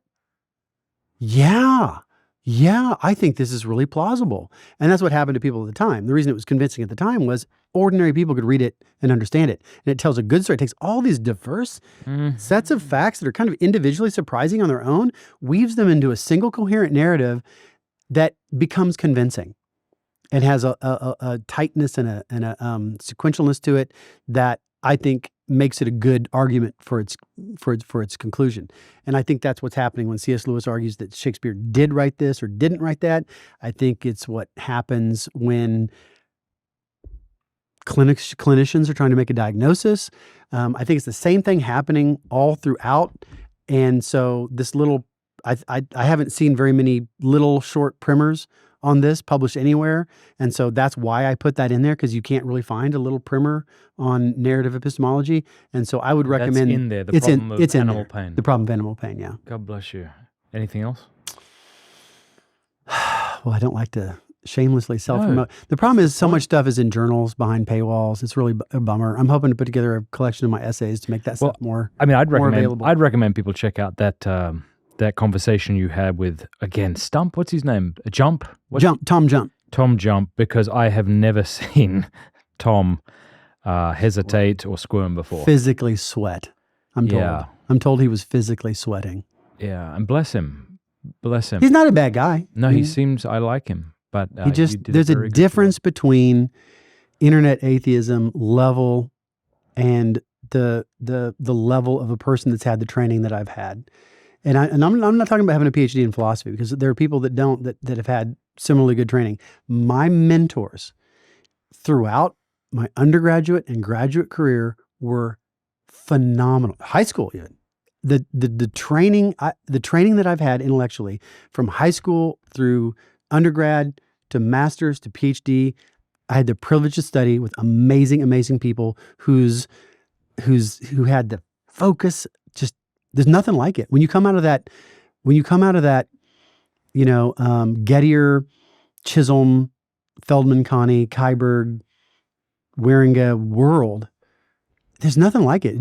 The training that I had was just phenomenal. All right, let's sum this up in like a minute or two, and then we'll wrap up. What is knowledge then, and should we even care? You shouldn't care what knowledge is. What you should care about is justified belief. The truth, if the world cooperates, we can't determine whether we're subject to a malevolent demon or not. All we can do is follow the evidence and hope for the best. And if we do not live in a demon world, and we do not live in a matrix world, then following the evidence will get us to the truth. And if it does, and it does so in a non-accidental way, then we have cognitive contact with reality. Do you know that? I do believe I know that. I don't think I need to have that knowledge, but the reflective, because you can iterate, at some point you can only have a certain order of mental states, right? So not only do I know it, I believe that I know that I know it, and I also believe that I know that I know that I know it. But when you go to 4, I can't contemplate necessarily propositions that have that many nested, modal operators. And that's one reason. That's one way to tell. Like, well, look, you can't require infinite knowledge of knowledge of knowledge of knowledge. So at some point, yeah, the buck has to stop. Yeah, I mean, just at the end of the day, and this comes right out of the Chisholmian school. Probably the biggest lesson to come out of the Chisholmian school is, look, what matters is what are the correct epistemic principles. What matters is what is the concept of justified belief. If the concept of justified belief is when you have a certain set of experiences, you form a certain level of credences, that's what literally defines justified belief. Yeah. The idea that you have to know that rule is why? Why think that? That's what William P. Alston called a levels confusion. If you want to read about that, read the seminal essay, Levels, Confusions in Epistemology. Phenomenal work. What matters is what is the concept of justification. And if it is proportioning your credence to the strength of the evidence, then if you have done that, then you are justified. It doesn't matter what you think about it. That might be nice. It's interesting, but it's not required to have justified belief. The rational project of of seeking cognitive contact with reality is the project of following your evidence. And there's no property that answers to the term knowledge that makes any difference there at all. None. Dr. Trent Dougherty, thank you. Thanks, Matt.